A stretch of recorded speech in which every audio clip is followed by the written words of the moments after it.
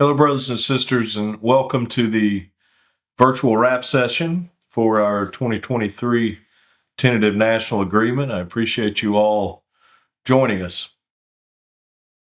As you all know by now, if you're watching this, we reached tentative agreement with the Postal Service a few weeks ago on a new collective bargaining agreement for letter carriers, and we are currently in the process of a ratification vote. In late October and early November, we held 4 different informational wrap sessions around the country where branch leaders from all over the country attended. We presented all the information, every single change that's included in this tentative agreement, and gave them the opportunity to ask questions. The purpose of this virtual wrap session is to give all of our members the opportunity to hear that same information, and we'll also answer questions that were submitted. So what we will do in this session is talk about, of course, the terms of the tentative agreement. We'll begin with the economic terms, and I will explain each of those in detail. We'll then get into the bargaining process. This is an agreement that took us about 1.5 years of constant collective bargaining to reach. So I think it's very important for our members to understand what goes into that bargaining process and how decisions are made. We'll also then talk about what we call the work rule changes, things that are not necessarily economic in nature. In other words, they don't directly affect our pay and benefits, but are very important to the work that we do every single day. So we'll begin with the economic terms of the agreement. This is an agreement that, if ratified, it would go into effect retroactively to May of 2023. It will be a 42-month agreement. So this agreement would expire in November of 2026. Economically, the structure of our collective bargaining agreements that have served us very well for a long time have included a combination of general wage increases, cost of living adjustments, which we'll get into in a little more detail in a few minutes, and then also changes to our pay tables and pay structures that result in additional increases. So we'll take those one piece at a time. And the first piece is what's included in Article 9 of our agreement with general wage increases. In each year of this agreement in November, there would be a general wage increase of 1.3%. So 1.3% increase in November of 2023, November of 2024, and November of 2025. If ratified, those general increases in November of 2023 and November of 2024 would be paid retroactively in the form of back pay, which we'll get into in a little more detail here in a few minutes. Next is a very important component of our economic package, not just in this tentative agreement, but historically, and that is our cost of living adjustments. We as a union have benefited tremendously, and letter carriers have benefited tremendously over the years from a cost of living adjustment formula that is as good or better than anyone else in the labor movement has. And we've certainly experienced that more so than maybe at any point in our history over the last few years, where we saw record inflation happen. But thankfully, this COLA clause that we've had for a number of years reacts to that inflation and increases our pay. In this agreement, the cost of living adjustment formula that we have is unchanged. It is the same formula that we had in the 2019 agreement, as well as several agreements prior to that. There would be 7 cost of living adjustments, the first of which would take place based on an index that we use to measure inflation called the Consumer Price Index. The first adjustment would be based on that index that was released in July of 2023. And then going forward, every July and January, when that Consumer Price Index is released, we would determine, based on the formula that we've had for a number of years, what that increase would be. There are a total of 7. 3 of them have already passed, so we know exactly what those 3 would be. The first COLA, which would be effective August 26th of 2023, would be $978 at top step. The second COLA, which would be effective March the 9th of 2024, would be $353. And the third COLA, effective September 7th of 2024 would be $978. So if you look at the three of those combined, that's $2,309 just in the first three COLAs.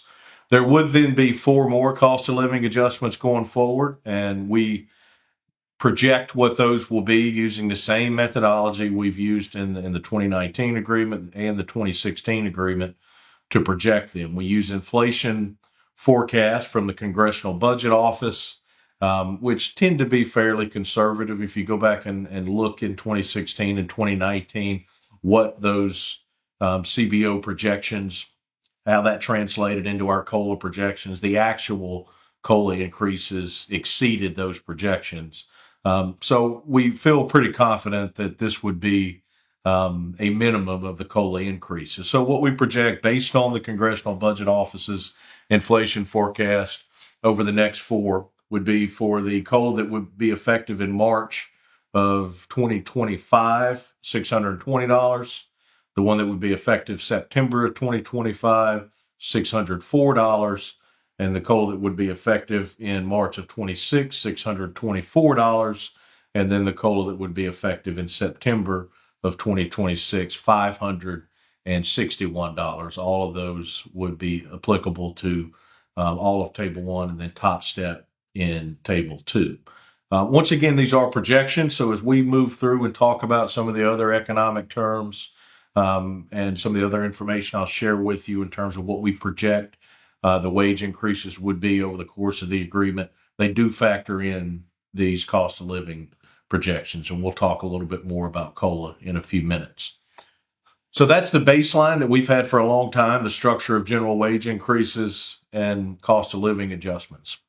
In addition to the general wage increases and our cost of living adjustments, we've also bargained some significant changes to our pay tables. These changes in the wage schedules will result in increases for a lot of our members, eventually for all of our members. Two of the goals that we had coming into this round of bargaining were to not only increase our starting pay significantly for career employees, which we did, and we'll get into the details of that in just a minute, but also to achieve an increase in top step pay, which benefits all letter carriers eventually. So there are several changes that'll take place. These changes would take place within 180 days of ratification, should this agreement be ratified. The first is the elimination of some early steps in Table 2. So effective within 180 days of ratification, steps AA, A, and B would be eliminated. Any letter carrier that was in steps AA, A, or B at that point in time would be moved up to step C. Those that are hired from that point going forward would begin at step C, which would include those that are CCAs that are converted to PTF through the automatic conversion MOU. Each of these increases would result in starting pay going up several $1,000s a year. It would be a significant increase in starting pay. It would also do something that hasn't happened since sometime in the mid-1970s, and that is reduce the time it takes for a letter carrier to get from our beginning pay to top step by at least 92 weeks. So that's a goal that we had as well, and we are certainly happy in this agreement to have been able to achieve that reduction in time to top step. Next is what would happen at top step, at step B. This would be applicable to both Table 1 and Table 2. In addition to the general wage increases and the COLAs that we talked about earlier, top step would increase by an additional $1,000 per year. So that is a one-time increase in addition to the general wage increases and COLAs that are included here. The next is an administrative change.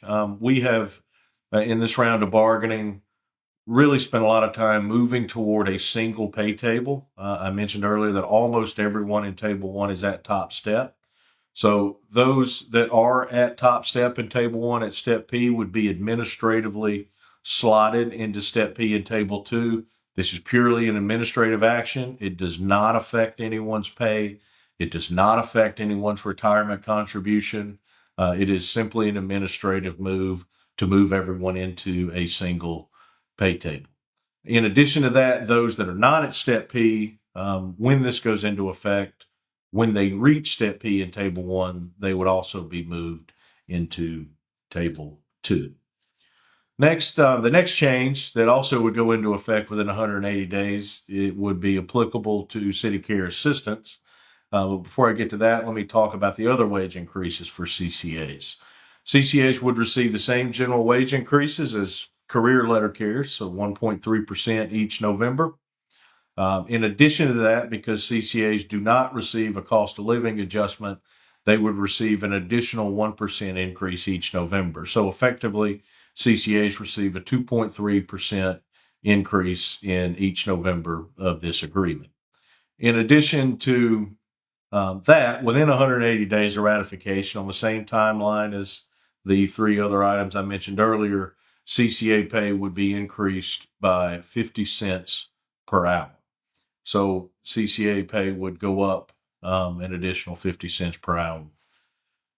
Next is, I think, where we want to look into what does all this mean? Because pay increases, while structurally our CBAs have remained similar over the years, general wage increases, COLAs, changes to our wage tables, we have to look at what is the total economic benefit in terms of our wages. You know, when we get a paycheck, we don't look and typically say this dollar is, you know, this amount of increase is due to this and this amount of increase is due to that. So we thought it was important for informational reasons to share, you know, what we project the total benefit would be for the letter carriers, regardless of what your status is, what table you're in, or what step you were in.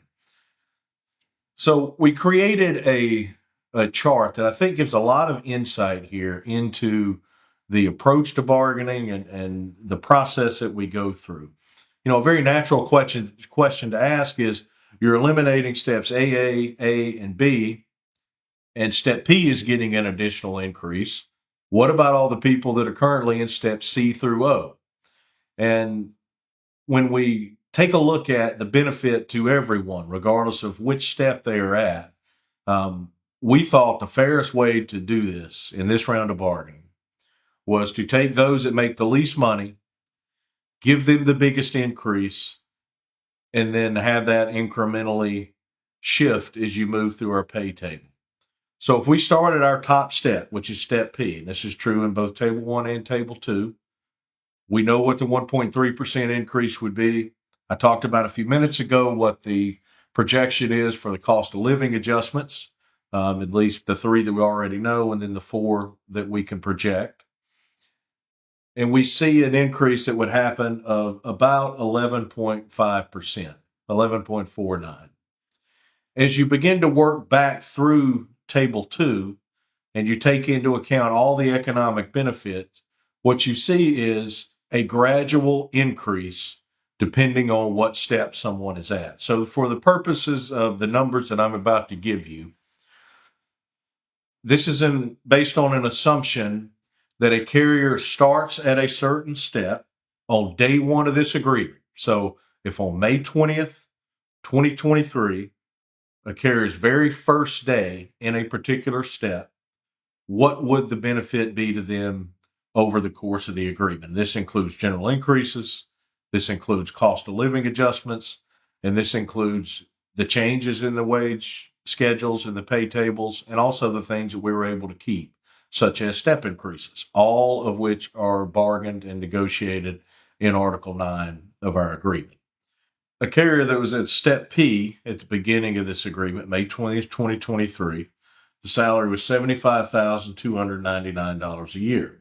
We project by the end of the agreement, which would be November 7th of 2026, that salary would increase to $83,954 a year. That's an increase of $8,655, an 11.49% increase.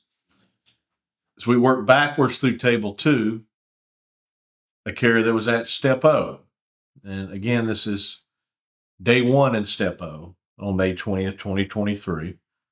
the salary was $74,854 a year. We project by the end of the agreement that salary for that carrier would be $83,954 a year, an increase of $9,100 a year, a total increase of 12.16%. At step N, the starting salary was $72,796. That would increase to $83,954, an increase of $11,158, a total increase of 15.33%. At step M, at the beginning of the agreement, salary would have been $70,740. That increase would go to $83,954, an increase of $13,214, an 18.68% increase. So you can see as you go step by step, the total pay increase gradually goes up as we go work backwards through table 2. At step L, at the beginning of the agreement in May of 2023, the salary was $68,679. We project that the salary at the end of the agreement for that carrier would be $82,441. That is a total increase of $13,762 or 20.04%. At step K, at the beginning of the agreement, salary is $66,622. By the end of the agreement, it would be $80,175, a total increase of $13,553, a 20.34% increase. At step J, the salary was $64,562. It would increase to $77,912, an increase of $13,350, a 20.68% increase. Step I starts at $62,505, would increase to $75,641. This is an increase of $13,136, a 21.02% increase. Step H, beginning pay $60,448. By the end of the agreement, we projected it would be $73,374, a $12,926 increase per year, and 21.38%. At step G, the starting annual salary is $58,387. That would increase to $71,108, a $12,721 annual increase, a percentage increase of 21.79%. At step F, starting pay $56,327 per year. The ending pay that we project would be $68,843 per year, an increase of $12,516. That's 22.22% total increase. Those at step E at the beginning of the agreement, salary was $54,271. It would increase to $66,576. That is a total increase of $12,305, a 22.67% increase. Those that were at step D at the beginning of the agreement, annual salary of $52,211 would increase to $64,306, a $12,095 increase per year, or 23.17%. At step C, the salary at the beginning of the agreement was $50,153. That would increase to $62,037, an increase of $11,884, or 23.7%. At step B, starting pay at the beginning of the agreement annual is $48,094. It would increase to $59,773, an $11,679 increase, a total increase of 24.28%. Those at step A or at step AA, the salary at the beginning of the agreement, $46,038. It would increase to $57,504. This is a total increase of $11,466 or 24.91%. So once again, this chart and the numbers that I just read assumes that the carriers at each of those steps were at day one in that step was day one of this tentative agreement, May 20th, 2023, and it incorporates all of the pay increases that are bargained in this tentative agreement in Article 9, which includes general wage increases, cost of living adjustments, the changes to the wage schedule, the elimination of the early steps in Table 2, as well as the additional increase at top step, as well as step increases, which are all things that we bargain in Article 9 of the National Agreement. There is also a way we created a method on the website for those of you that are listening or watching this, that you can go see exactly how this contract would benefit you. In the numbers I just described in the chart that you saw, and once again, if you're listening to this and you can't see the chart, check out the postal record. If you, in November of this year, my president's message, I included this chart. Obviously, not everyone would be in the very first day of their waiting period for the next step at the beginning of the agreement. So some carriers would even get larger pay increases because they would achieve another step. So on the NALC website, if you just go to the front page at nalc.org, you will see right there on the top a link to a wage calculator that we created. And in this wage calculator, you just enter some information, what step you're at, when your last step increase was, and it will give you exact information on using the same baseline that we project with COLAs, but what the total economic benefit, including general increases, COLAs, step increases, and those changes to the wage schedule would be. So I encourage you to do that just to have that information about that's specific to you in terms of what that economic benefit would be. So a number of the provisions that we've talked about would be paid retroactively should this be ratified. I'm going to get into the specific pieces, but the first point that I think is really important is that back pay here is full back pay. There is no reduction of any kind. All of the general increases that would be paid retroactively, as well as the cost of living adjustments, are paid in full. They're rolled into our base annual salary. Those of you that have been around for a while remember probably throughout our history, we've had different pieces where COLAs were paid in lump sums and things like that. There is none of that. It's full back pay. What would be paid retroactively, we project that with the timeline of ratification that we will have the result of the ratification vote likely sometime in mid-January.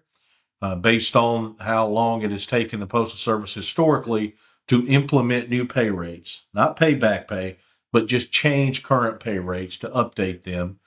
We project that would take place sometime in early March. So we have done some projections that we'll get to in just a minute based on the idea of implementing new pay rates in early March. When new pay rates are implemented, that ends the back pay period. So let's talk about what's would be included in this back pay. There are two general wage increases, one that was effective in November of 2023, one that was effective in November of 2024. Both of those would be paid retroactively. There are also three cost of living adjustments, one that would be effective in August of 2023, another effective in March of 2024, and another effective just a few months ago in September of 2024. Those total $2,309 a year at top step. So the calculation that would be done would go all the way back to August of 2023 for that first cost of living adjustment. For career employees, for CCAs, it would go back to their first adjustment, which would be effectively 2.3% in November of 2023. Every hour worked and paid leave, including overtime, is included in back pay. So to give an idea of how much back pay would be, we came up with some numbers just as a baseline to give an idea of how much that back pay would be. Let me first explain the basis for these numbers. So we created a chart or some information here for you just to give you, once again, simply a baseline. Like the numbers we discussed earlier on the total economic benefit, this assumes that the letter carrier at the indicated step is there day one in that waiting period at the beginning of the agreement. So May 20th, 2023. The back pay period, as I also just mentioned, goes back to August. And as pay increases are implemented and step increases happen, it changes back pay amounts. In order to provide these estimates, there's really only one way to do it, and that is based on 40 hours of work and paid leave a week. So the numbers I'm about to give you do not include any overtime work. Most letter carriers work some overtime at least, and many worked a lot of overtime over the course of this back pay period. These numbers are based solely on 40 hours a week. And once again, for each step, it is if you were in that step on day one in that step on May 20th, 2023. So for a CCA, the baseline amount of back pay based on 40 hours a week would be $1,492. At step AA, if you were in step AA on May 20th, 2023, $2,359. At step A, $2,436. Step B, $2,542. Step C, $2,647. Step D, $2,752. Step E, $2,858. Step F, $2,963. Step G, $3,069. Step H, $3,174. Step I, $3,279. Step J, $3,385. Step K, $3,490. Step L, $3,596. Step M, $3,701. Step N, $3,805. Step O, $3,850. And step P, $3,856. And once again, this is assuming you were in that step on day one of that waiting period on May 20th, 2023, and only 40 hours, just straight 40 hours each week of a combination of work and paid leave during the back pay period. Now, of course, most letter carriers worked overtime. A lot of letter carriers worked penalty overtime. Some would get paid Sunday premium. All of the rates at overtime, penalty, Sunday premium are also increased by pay increases. So if you've worked overtime, and most of you have, your lump sum back pay is going to be more than those amounts I just mentioned. Those are provided really as nothing more than a baseline. As far as the timing of back pay, should the agreement be ratified, it does take some time to calculate back pay for a couple 100,000 people. We would anticipate that if the agreement is ratified, it would take a few months, so sometime probably in early summer or midsummer, back pay would be paid. For those that have worked some during the back pay period and since retired, if you worked at all during the back pay period, you will receive that back pay. Those that have retired in the last agreement, it was paid in the form of a paper check that was mailed to the office you worked in when you retire. All right, now let's talk about the process of bargaining, the economic piece.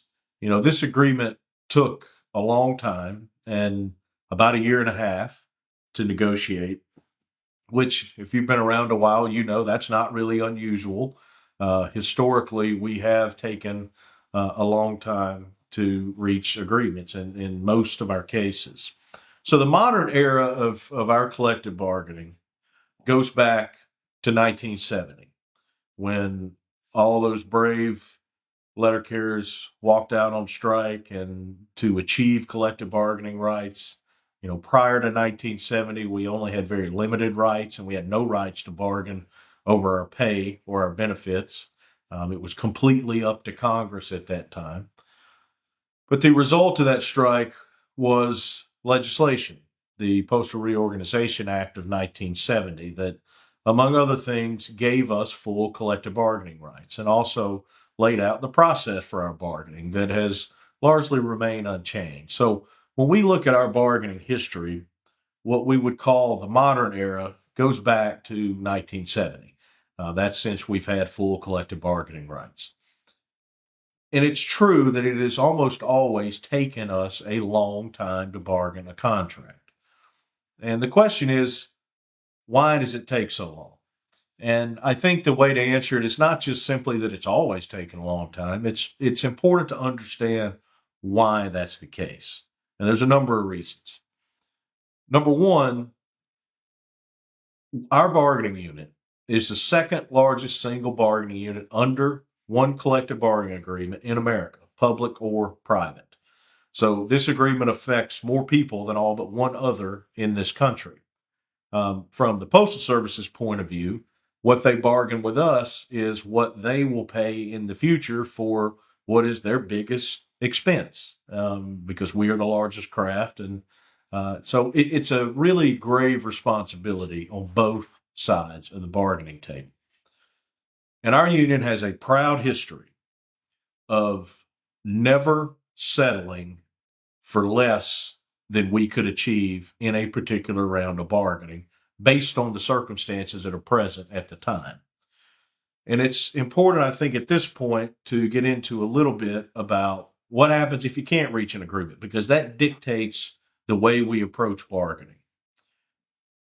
Part of that 1970 postal reorganization law that outlined our process also gave us a resolution process if we were unable to reach an agreement. And that process is called interest arbitration. And interest arbitration is a process where a panel of 3 arbitrators, one chosen by the union, one chosen by management, and a neutral chair of that 3-person panel that we jointly choose, makes a decision after hearings and evidence from both sides on what a particular dispute, they resolve disputes. So we have used this process in years past. And of course, as you bargain, you have to continually evaluate, can we achieve a better result by continuing to negotiate and hopefully reaching an agreement, or by continuing to interest arbitration? So we'll get to that here in just a minute, more about that thought process and interest arbitration. But back to the history and the reason it's taken so long is my predecessors as president, several of which I've had the pleasure of knowing and relying on and talking with about this process, have all, in my opinion, always made the right decisions as to, do we go forward to interest arbitration, or do we continue to negotiate? And in our history, there have been points in time where we have used interest arbitration successfully. There have been points where we've done it, actually the majority of the time, and gotten mixed results. But in the agreements that we've reached over extended periods of time, I think it's true that we have always reached the best agreement we could possibly reach under those circumstances that were present at the time. And those circumstances involve a number of different factors. Of course, they involve what we feel like we need to achieve as a union. Our bargaining goals come from primarily resolutions that are submitted by branches and state associations, debated and voted on and adopted at our national conventions. They become our official bargaining positions. And in every round of bargaining, we set those goals. And we have extensive internal processes where we utilize the executive council. In this round of bargaining, each member of the executive council participated with a group and reviewing those based, on a particular topic that help us develop what those goals are. But there are also circumstances surround us. We do not live in a bubble, and we have to evaluate ultimately for the purpose of what do we think interest arbitration would look like, what those circumstances are, and how do they affect not just what we're sitting at the table to negotiate, but how do they affect what would potentially happen in interest arbitration, the preparation of our case, anticipating what the Postal Service would present on a particular issue, and then what we think the outcome would be. So this is a process that we make decisions on an ongoing basis in a lot of ways of do we continue down the negotiation road or do we move towards interest arbitration? And historically, our union has been really good at making the right decisions and using the process to achieve the best result that we could at any point in time. In this particular round of bargaining, we began with a number of goals. Of course, maintaining our cost of living, not giving up our standard of living when it comes to our cost of living increases, general wage increases, increasing starting pay, which we were able to do significantly, also increasing our ending pay, continuing our movement towards an all-career workforce, which we have done through processes that have been ongoing for the last couple of years. As we progressed through negotiation and continued to bargain, we continued to make progress. Sometimes that progress was slow, but ultimately we got to a place where the Postal Service was willing to spend the amount of money it would take for us to achieve our goals. And then you have to, of course, weigh that against interest arbitration. Fortunately, we at NALC have a lot of experience in interest arbitration. That experience is officers, of course. I myself have been very heavily involved in 2 rounds of interest arbitration. But interest arbitration, our preparation of our case and presentation of that includes a lot of people. We bring in a number of professionals. We have a lot of professional staff, attorneys, of course, and we have people at NALC that are exceptionally experienced in interest arbitration. And I thought that it would be very beneficial, as we did at the 4 wrap sessions we had, for those of you that are tuned in here to hear from one of those who has been involved in a number, I believe 6 rounds of interest arbitration, to really explain the process and share with you a lot of the type of conversations that we've had over the course of this round of bargaining when making the decision of continuing to negotiate and ultimately reaching an agreement versus proceeding to interest arbitration. So Jim Sauber is the former chief of staff at NALC. He is an economist by trade and has done a lot more than just being an economist over the years for us, and was very involved in really led our preparation for interest arbitration in this round of bargaining. Jim also is very much an expert on a number of the topics that come up, such as the Postal Service's finances and the type of things that historically, they have presented. And I thought it would be very beneficial for you to hear from him, from his perspective about just interest arbitration in general, some about our history, just to give context surrounding this round of bargaining. So here is former NALC Chief of Staff, Jim Sauber. Well, thank you, Brian. Thanks, President Renfroe, for that nice introduction. It's a pleasure to be back working at the NALC. I retired at the end of 2022. I've really enjoyed being able to come back and help out as a contractor. And so I've been serving as a consultant in this round of bargaining. It's something I've really always enjoyed in my years with the NALC. I've been basically involved with every round of bargaining since 1987. And I personally worked on 6 different interest arbitrations, 2 when I was a research economist, twice when I was a research director, and twice as chief of staff. So it's a process I'm very familiar with.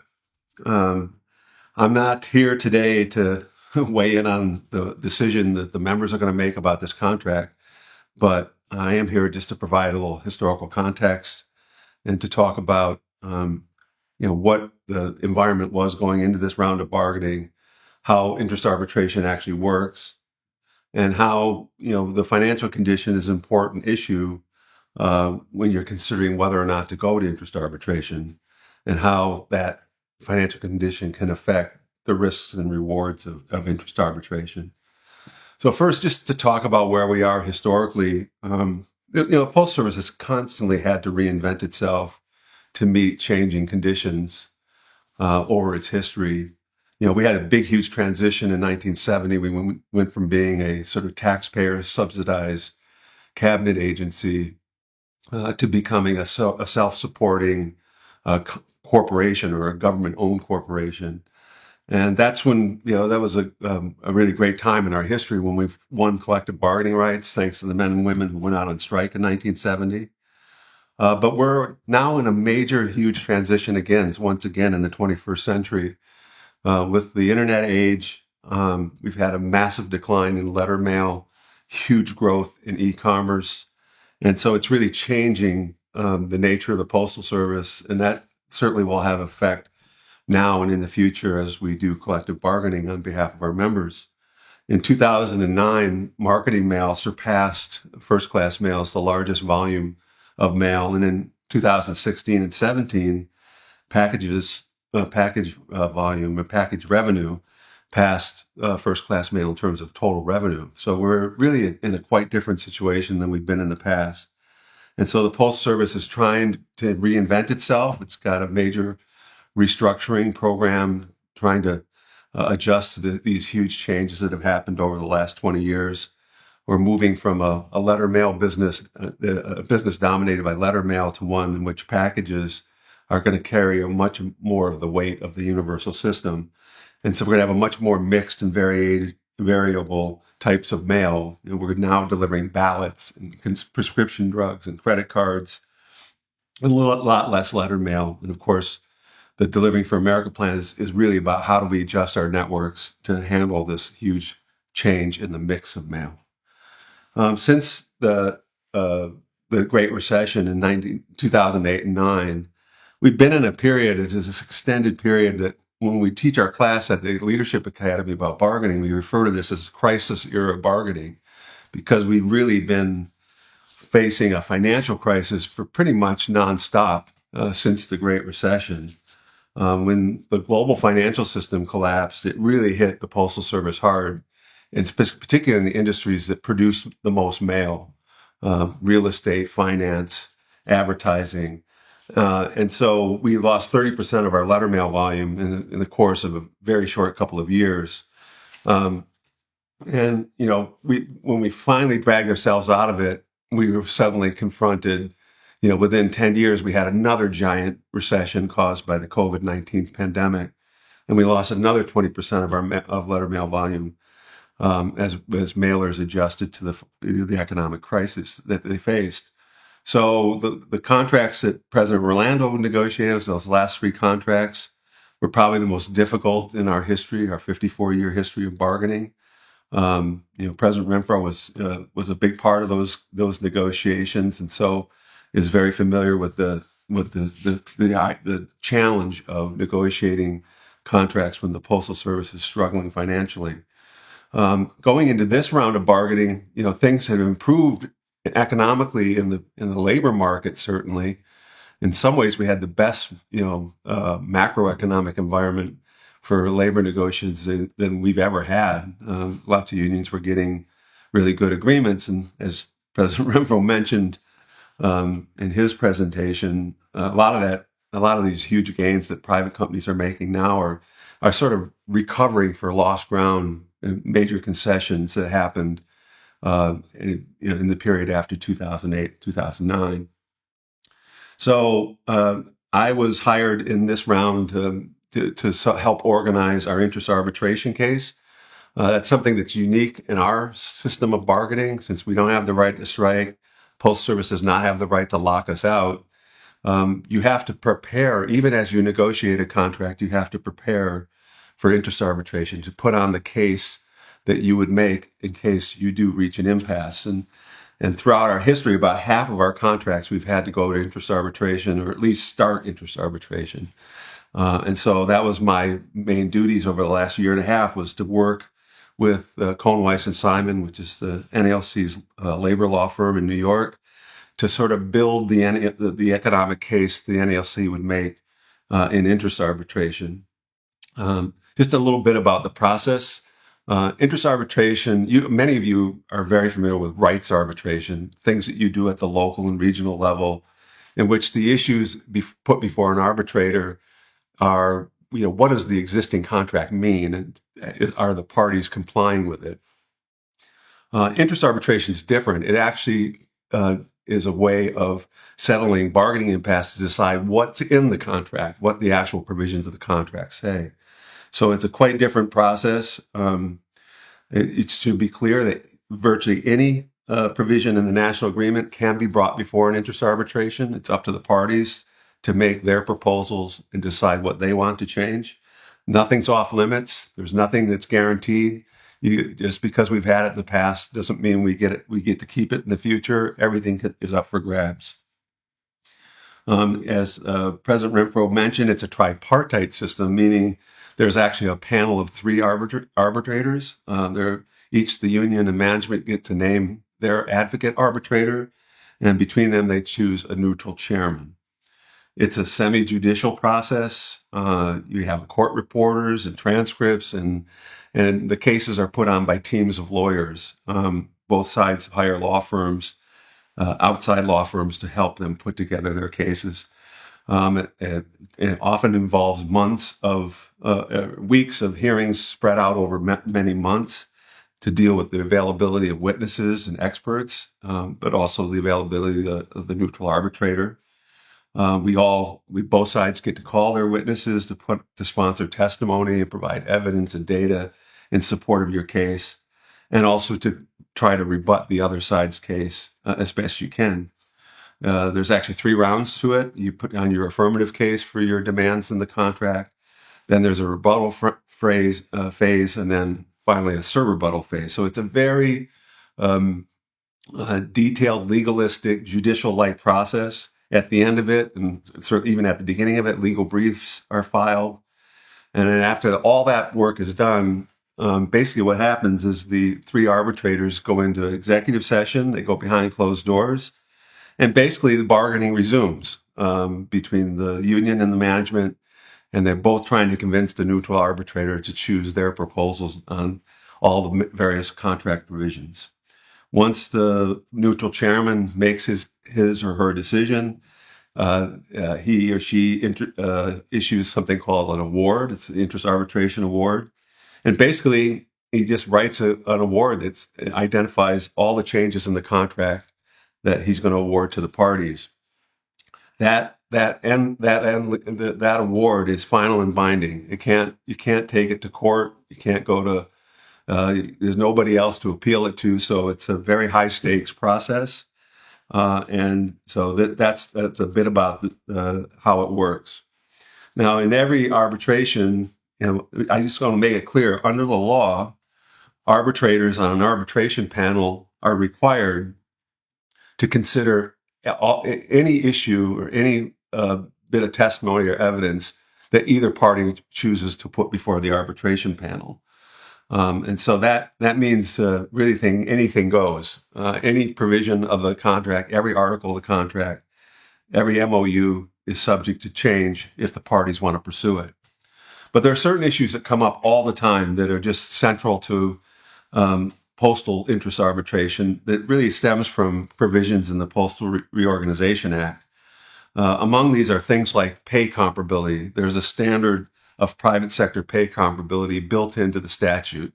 That's the requirement for the Postal Service. They have to seek to pay comparable levels of work in the private sector, that they match that pay and compensation. Of course, the trick is getting an agreement between the parties about who exactly are comparable workers. And it involves not just the work they do, but the kinds of employers they do, whether they have a union, are they national, are they local? There's a variety of areas where the Postal Service and the unions and the NALC have never quite totally agreed on on the definition of comparability. So that whole issue gets litigated before the arbitration panel But other things that are always in the case include things like the cost of living. That's a central focus of the NALC, is to protect the standard of living we've achieved through collective bargaining, and we look at what trends our real wages. We look at industry trends. We look at labor market trends, and basically both sides call witnesses on all of these issues. The key articles that always come up in the economic case include the structure of our bargaining unit. So, Article 7, in terms of the complements of part-time versus full-time workers, career versus non-career, and then the various levels of rights and protections each type of worker are entitled to. Obviously, Article 9 is the central area of battle, as the number and scope of general increases, COLAs, lump sums versus general increases, step increases, the structure of the pay scale. All of that is determined in Article 9. Also, Article 21 on health benefits is a perennial issue that comes up in interest arbitration. At the moment, the Postal Service's contribution is set by the statute, the minimum payment. So it's not been a subject of debate in this particular round of bargaining. But historically, it's an area that Postal Service has really pursued. The average private sector worker now only gets 50% of their health premiums paid for by their employer. So our statutory level in the 70s is actually a pretty good level of protection.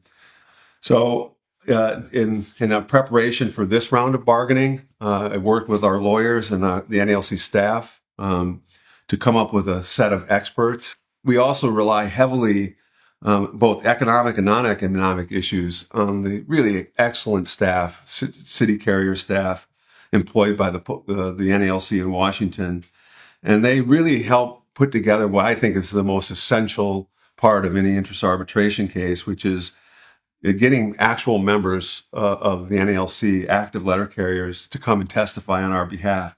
And basically, we usually use these panels to reinforce whatever our experts, the professional economists and sociologists and healthcare experts, we bring in letter carriers to reinforce their messages and really ground our case in the working lives of our members. So that kind of gives you an idea of what we did and what we are ready to do if need be to pursue a labor contract through interest arbitration. Next, I just want to talk a bit about the financial circumstances that the Postal Service is facing right now and how that how that would affect the decision making both for President Renfroe and the Executive Council about whether or not to pursue a contract in interest arbitration. So, as I mentioned earlier, I think we have a chart that we can show. It shows just the difficult period of time in the history of the Postal Service since 2012, this period of crisis bargaining after the Great Recession. The Postal Service has pretty much consistently lost billions and billions of dollars, and the losses have mounted, but were largely driven by the deep economic recessions, both in the financial meltdown in 2008 and 9, and then later with the pandemic in 2020. So over the last 3 years, the Postal Service has lost $24 billion between 2020 and 2023. That was sort of the backdrop of this round of bargaining. And this is the central part of the Postal Service's case. Whenever you do an interest arbitration, the biggest issue the Postal Service brings up every case is their ability to pay. They bring up the fact that under the law, they're required to make a profit and cover their own costs. Under the law, they get no taxpayer subsidies. And so the ability to pay is often the centerpiece of their case. In 2023, the Postal Service lost $6.5 billion. And then this year, just recently, they lost $9.5 billion. Over this time, their annual revenue has been pretty flat, $78 billion, despite really large increases in postage rates. And what's happened is mailers have responded to higher rates by reducing their volume. So these macroeconomic conditions are not, have really been strong headwinds for us in our attempts to negotiate a new contract. And this is the overwhelming challenge that we face if we go into interest arbitration. So let me just talk a little bit about interest arbitration as in terms of how you make a decision whether to go. It's important to know that it's not a risk-free option. It's both sides take huge risks by going to interest arbitration because the arbitrator, the neutral arbitrator, literally has the power to rewrite every provision in the contract. We've actually done fairly well in interest arbitration historically as a defensive mechanism. Usually in most cases, it's the Postal Service who refuses to make a deal, and we've been forced into interest arbitration. But there have been times, particularly in 1999, when the Postal Service was doing quite well and the automation process for delivery point sequences was in full swing, where we were the ones that wanted to get to interest arbitration. But I say, in the 6 arbitrations I've been involved in, the results are usually a mixed bag because arbitrators, they're inherently conservative. They don't like to disturb longstanding traditions or between the parties, but they try to help you get an agreement that the parties could in different circumstances reach on their own. And so what that usually means is there's a give and take. You win on some issues and you lose on others. So, for example, the very first arbitration we ever did was the Healy arbitration. And it was like a split decision. We get to keep our uncapped COLAs, but we lost some ground on layoff protection. In 1984, we got great general increases under the Kerr Award, but we also had to take a 17% cut in starting pay, which is obviously we didn't, the union didn't support. So that's the typical experience in arbitration. You usually take some losses as well as some wins. The one pure win we ever got was the 1999 arbitration. And that was in part because we structured it in a way that was very favorable to us. We had a last best offer arbitration, meaning we only had the arbitrator could only take our proposed contract or the Postal Service. He couldn't pick and choose. And we had such a strong case that year. Postal Service was growing fast. They had big profits. And the job of the carrier was obviously getting much, much harder due to the automation. So we had a really good case and we won that case as a result. And then I guess I just want to emphasize, it's particularly relevant to this round of bargaining. The 2 most unfavorable awards that we've ever gotten have been in the kind of conditions we're facing right now, in which the Postal Service is in deep financial stress. The first time in 1991, the Mittenthal Award, there was a recession in 1990, and then the Postal Service was hit by huge liabilities put on us by Congress, these budget reconciliation acts where they were shifting billions and billions of dollars in costs from the federal government for pensions and retiree health care to the Postal Service. And in that arbitration, that was the first time that an arbitrator basically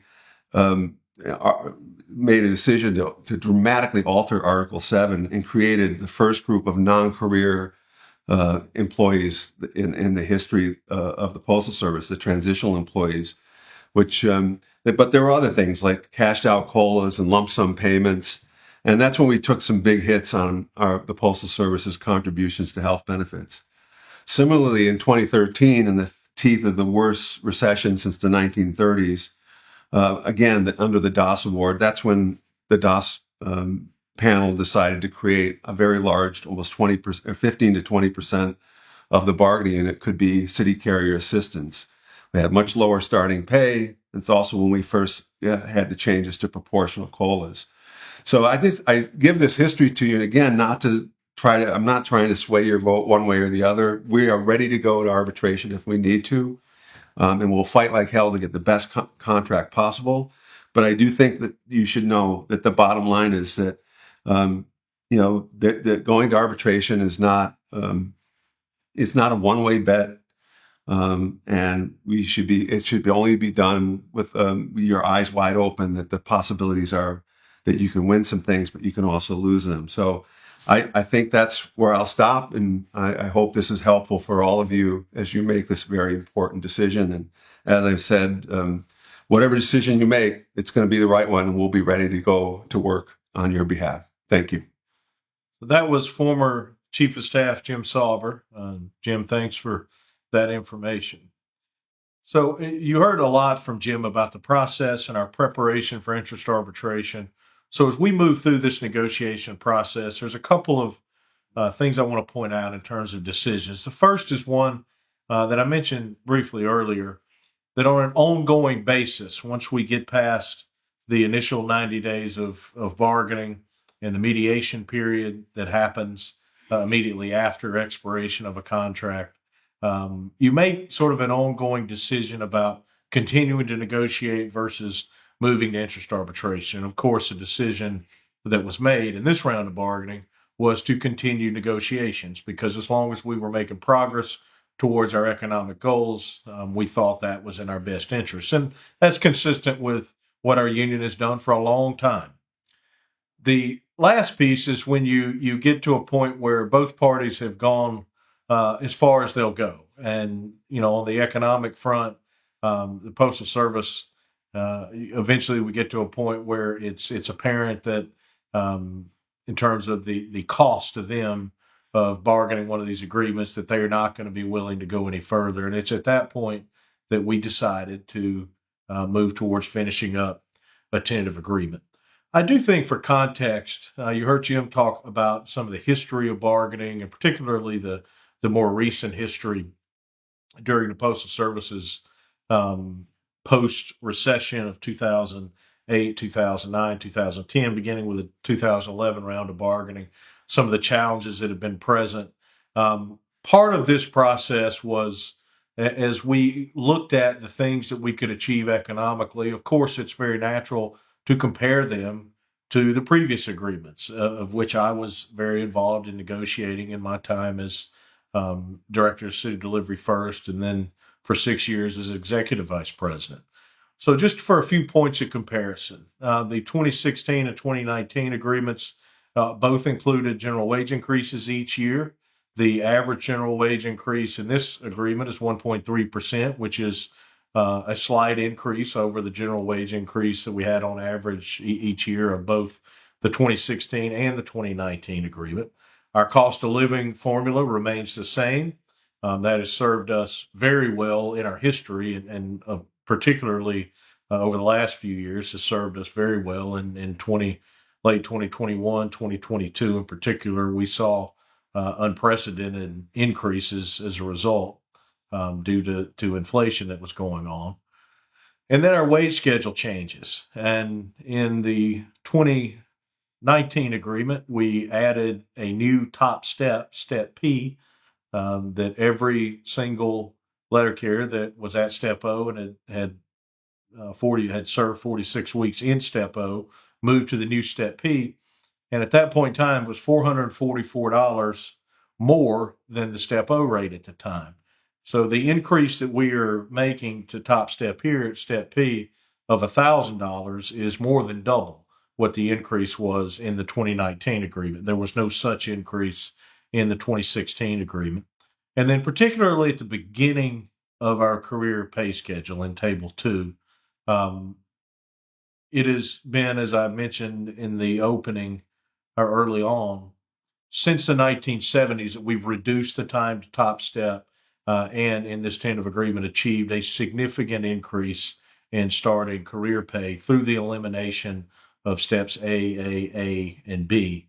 And in both the 2016 and 2019 agreement, there was no such increase. So, really by any measure, the economic provisions of this tentative agreement represent improvements over what we saw in the 2016 and the 2019 agreement, and under very similar circumstances in terms of the issues that impact our bargaining environment, as well as ultimately what we would encounter in interest arbitration, as Jim explained.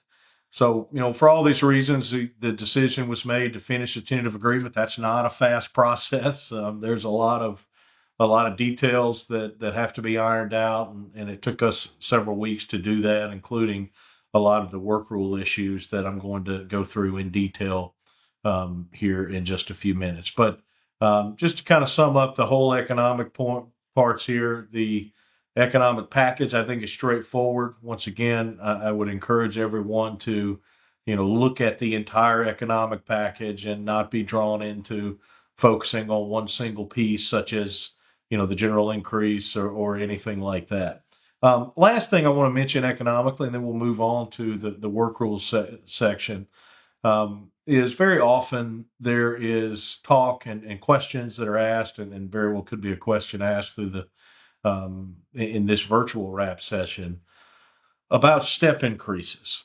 And every round of bargaining, we bargain a number of economic issues in Article 9 of our agreement. We talked a lot so far about the structure, general increases, the cost of living adjustment formula that we use. In this agreement, we made some significant changes to our wage schedule. Another part there is step increases. And, the reason I think this question comes up is when the 2019 agreement expired on May 20th, 2023, and step increases continued. The reason for that is anytime we have in our history gotten to expiration of an agreement, we have agreed to continue the terms of that agreement. The same is true right now as we go through this ratification process. Our 2019 agreement is still in effect, including every single word and every term of Article 9. When you read Article 9, there are specific dates given for general increases. There are specific dates given for cost of living adjustments. All those have been fulfilled in the 2019 agreement. Step increases, however, continue, and we have agreed to continue that. So it is not a given that step increases continue. That's something that we have to negotiate. We then have to agree to continue them as we did when this contract expired in May. And this tentative agreement includes all of those Article 9 provisions, such as step increases. That's why they are included in many of the projections, all the projections that we have provided. Okay, in addition to the economic factors, there are a number of changes that we'll just categorize as work rule changes. And I will go through each one of them and give some level of detail. Some of them are very simple and straightforward. Some of them may require a little more explanation. And I'm sure there'll be some questions, and I'll answer those once we go through each of the changes. The first is uniforms. So let me begin with the uniform allowance changes or increases. In May of 2025, the uniform allowance would increase to $536. The additional first year allowance that's included in Article 26, Section 2B, would increase by $125. Then again in May of 2026, the uniform allowance would increase to $549, and that first year additional allowance would increase to $128.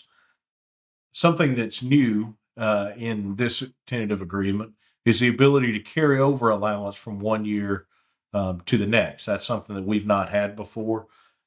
Currently, what happens when someone has an allowance and they reach their anniversary date, they lose whatever allowance they had on the books, so to speak.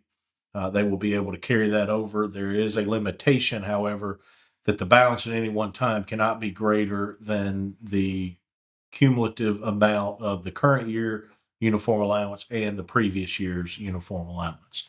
Uniforms are a big issue and something that we spend a significant amount of time in bargaining on. And honestly, the numbers I just gave you, those increases, were not what we spent most of our time on as it relates to uniforms. What we spent most of our time on was we've got to really reform and modify our entire uniform program. We have seen unprecedented increases in the prices of the items, and we've got a system currently that is broken. There is no cost control, and both us, obviously, for the purposes of our members being able to get the items that they need, and the Postal Service, because of the cost that will be passed on to them, we have a mutual interest in really changing this program. We have an existing MOU in our contract in the 2019 agreement. It is a City Carrier Uniform Task Force that allows us to do everything that we need to do. So while I gave you those increases in the allowance in 2025 and 2026, I can tell you the priority upon implementation of this agreement for us is going to be to work with them to modify this program altogether so that we are able to build in some cost control and ensure that our members are able to get the uniforms that they need. The next section is related to employee complement. I will just go through each of these changes fairly quickly. We've made a small change in Article 7, Section 1C. So currently the language in Article 7, Section 1C, Section 1C1 and 1C2 is language that places limitations on the number of city care assistants the Postal Service can employ. This dates back to the 2011 National Agreement and the DOS Award from 2013 that established these caps. The current language in Article 7, Section 1C1 limits them to 15% of the total number of full-time city cares in any one district. And in Article 7, Section 1C2, it provides them another 8,000 CCAs, but also limits them to 8% of the number of full-time cares employed in any one district. What's happened over the years is we have had a lot of agreements to increase complement, to convert non-career employees to career status. And some of those agreements have included creating part-time flexibles. And in some agreements, those PTFs have counted as full-time for the purposes of applying those caps. And other agreements, they have not. And essentially, it's gotten very complicated to track the number of full-time employees and the PTFs that count as full-time for the purposes of these caps and those that don't. So the change here is just a change from basing it on the number of full-time to the number of career employees. At the time this language was initially in our agreement back in 2013, the PTF classification was being phased out. That has very much been reversed since then. The Postal Service employs fewer CCAs than they have over the last 6, 7, 8 years, and that's not a result of them having less flexibility. It's just simply a result of we're employing a lot more career employees, PTF. So it's a very simple change there that really shouldn't directly affect anyone. Next is a small change to the MOU that does the automatic conversion after 24 months as a CCA. That MOU is entitled City Care Assistance Conversion to Career Status. There's a line in the MOU in the 2019 agreement that states that those conversions, those PTFs that are created as a result of that MOU would count as full-time for the purposes of the caps in Article 7, Section 1C. By us changing that language in Section 1C, that line is no longer necessary, so that line would be deleted. Next is the MOU called Full-Time Regular Opportunities City Letter Carrier Craft.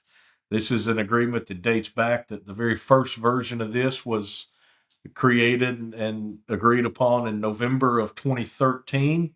The DOS award that created the City Care Assistant classification included language saying they would be converted to career status when the Postal Service needed career letter carriers. What it lacked was the mechanism for how that happens. So we initially negotiated this MOU to create that mechanism. It's evolved through multiple. First, it was just agreements we did outside of bargaining. Then it made its way into our collective bargaining agreement. And we have made a couple of modifications to this MOU. In no particular order, the first change has to do with the fact that this MOU was originally written at a time where PTFs were being phased out. As I mentioned a minute ago, that's not the case anymore. The number of PTFs we have just continues to grow, which is good. That's part of our pursuit of an all-career workforce. We have situations sometimes where PTFs that back in the early days of these MOUs were given the opportunity to transfer ahead of everybody else to go full time. Part of that agreement was they were given retreat rights to return when a full time job came up in the installation they left, where they were a PTF. And we do occasionally encounter scenarios where those PTFs, there's another PTF that was senior to them at the time they left that has not yet been converted. This just makes clear that they cannot retreat until that PTF that was senior to them has already converted. Another piece that's also related to PTFs, after the ratification of the 2019 agreement, there was an MOU that we had to do that addressed the circumstance of someone transferring into an installation where PTFs were on the rolls. This is also a result of the fact that at the time this language was initially written, PTFs were being phased out. Now that we have thousands of PTFs around the country, when someone transfers in under this MOU, this language just makes clear that if there are PTFs there, they come in as a PTF. If there are no PTFs there and there's a full-time opportunity, they can come in as full-time. The last piece that I'll mention here that is something that we've used in a few select locations just in our continuous efforts to improve staffing and complement is a process to identify what we call letter carriers that are on the rolls and not available.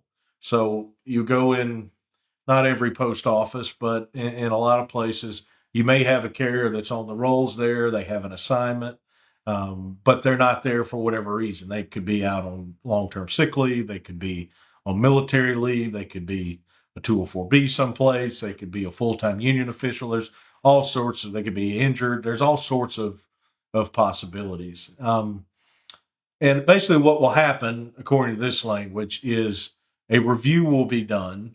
And when an individual has been out for 6 months or 13 pay periods, and they have no work hours, we'll create an additional full-time regular opportunity. It's an unassigned opportunity. We would fill it. It's just designed to increase the full-time complement. It does not impact in any way the letter carrier that's out. For whatever reason they're out. It is just simply as a result of the fact that they've been out, we create a full-time opportunity to grow that full-time complement. And this is something, once again, that we've done in a few locations around the country, and it's worked really well. I mentioned the MOU City Care Assistance conversion to full-time status, and that we have amended and deleted some language there that was no longer necessary because of Article 7, Section 1C. The next one is a modification to an MOU entitled Additional Resources Holiday Carrier Assistance. So since we've had CCAs in our craft, we've also had a category of employees that are for use during the holiday season. We've had this for a long, long time in different classifications of non-career employees. But holiday carrier assistance currently can be hired during the December period. We have done agreements over the last few years that allow the Postal Service to bring them on the rolls just for the purposes of training prior to that December period. The changes here, there are a couple of changes. Number one, it extends that December period an additional 2 weeks. In most years, that's going to be the week of Thanksgiving and then either the week before or the week after Thanksgiving. Those of you that really right now, peak season now starts in November. Peak season, used to be much more of a December thing, but, with online shopping and e-commerce and Black Friday and Cyber Monday and all that stuff, these resources are needed. So it extends that period by 2 weeks, and it allows the Postal Service to hire these folks and get them trained up on whatever they'll be doing. Typically, that'd be parcel delivery before that period starts where they can be employed. It's important to point out that this maintains protections for anyone that could be adversely affected by hiring them. CCAs that are on the rolls in installations where holiday care assistants are hired, they are entitled to all the straight time work prior to it being assigned to a holiday care assistant, and any overtime that needs to be worked has to be assigned to an ODL carrier prior to giving these holiday care assistants overtime. So just an extension of 2 weeks, frankly, during a period of time where we need the help, but maintains a protection against anybody that could be adversely affected. The next one that I'll mention related to complement is a test that we are going to conduct jointly with establishing care technician assignments that cover multiple installations. So we have, for the most part, in smaller installations, this applies to level 20 and below post offices. You may have 2-3 routes, or you may have, say, 7 or 8 routes where you've got a care technician assignment, but you have one or more routes that are not covered by a care technician assignment. And what this test would entail is creating assignments that would cover multiple installations. It's beneficial because it provides, coverage every week for someone's non-scheduled day, but also is additional full-time work for us. So it'll be just a test phase to begin, and we look forward to working through that. Next is an MOU that was new in the 2019 agreement called Complement and Staffing.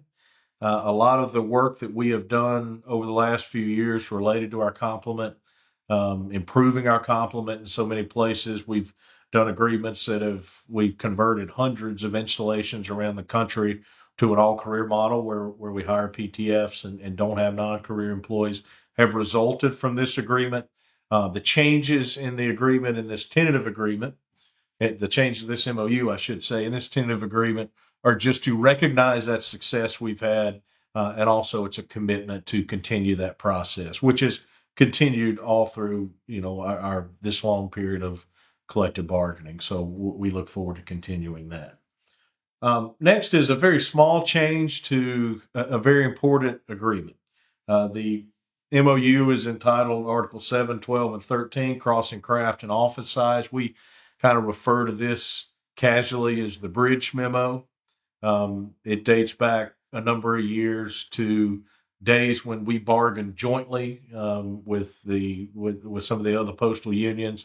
And in a nutshell, this agreement says that among our craft, the mail handlers, and the APWU represented crafts, that the crossing craft provisions of Article 7, 12, and 13 in all of our agreements will remain the same as they were in the 1978 agreement. Which is kind of important. And I'll talk a little bit more about this MOU later, but for the purposes of this change, is just simply changing an outdated term, man years, to work years. Next, let's talk about health insurance a little bit. And for the first time, I guess, since the 2001 agreement, there are no changes to health insurance coverage. There are no changes to the percentage of the premiums that the Post Service pays, percentage of the premiums that we pay. They remain exactly the same. That is true for career employees. That is true for CCAs as well. So the Post Service continues to pay the same, and we will continue to pay the same for our health insurance. Okay, next is Article 8 and overtime, and there are a couple of very significant changes here.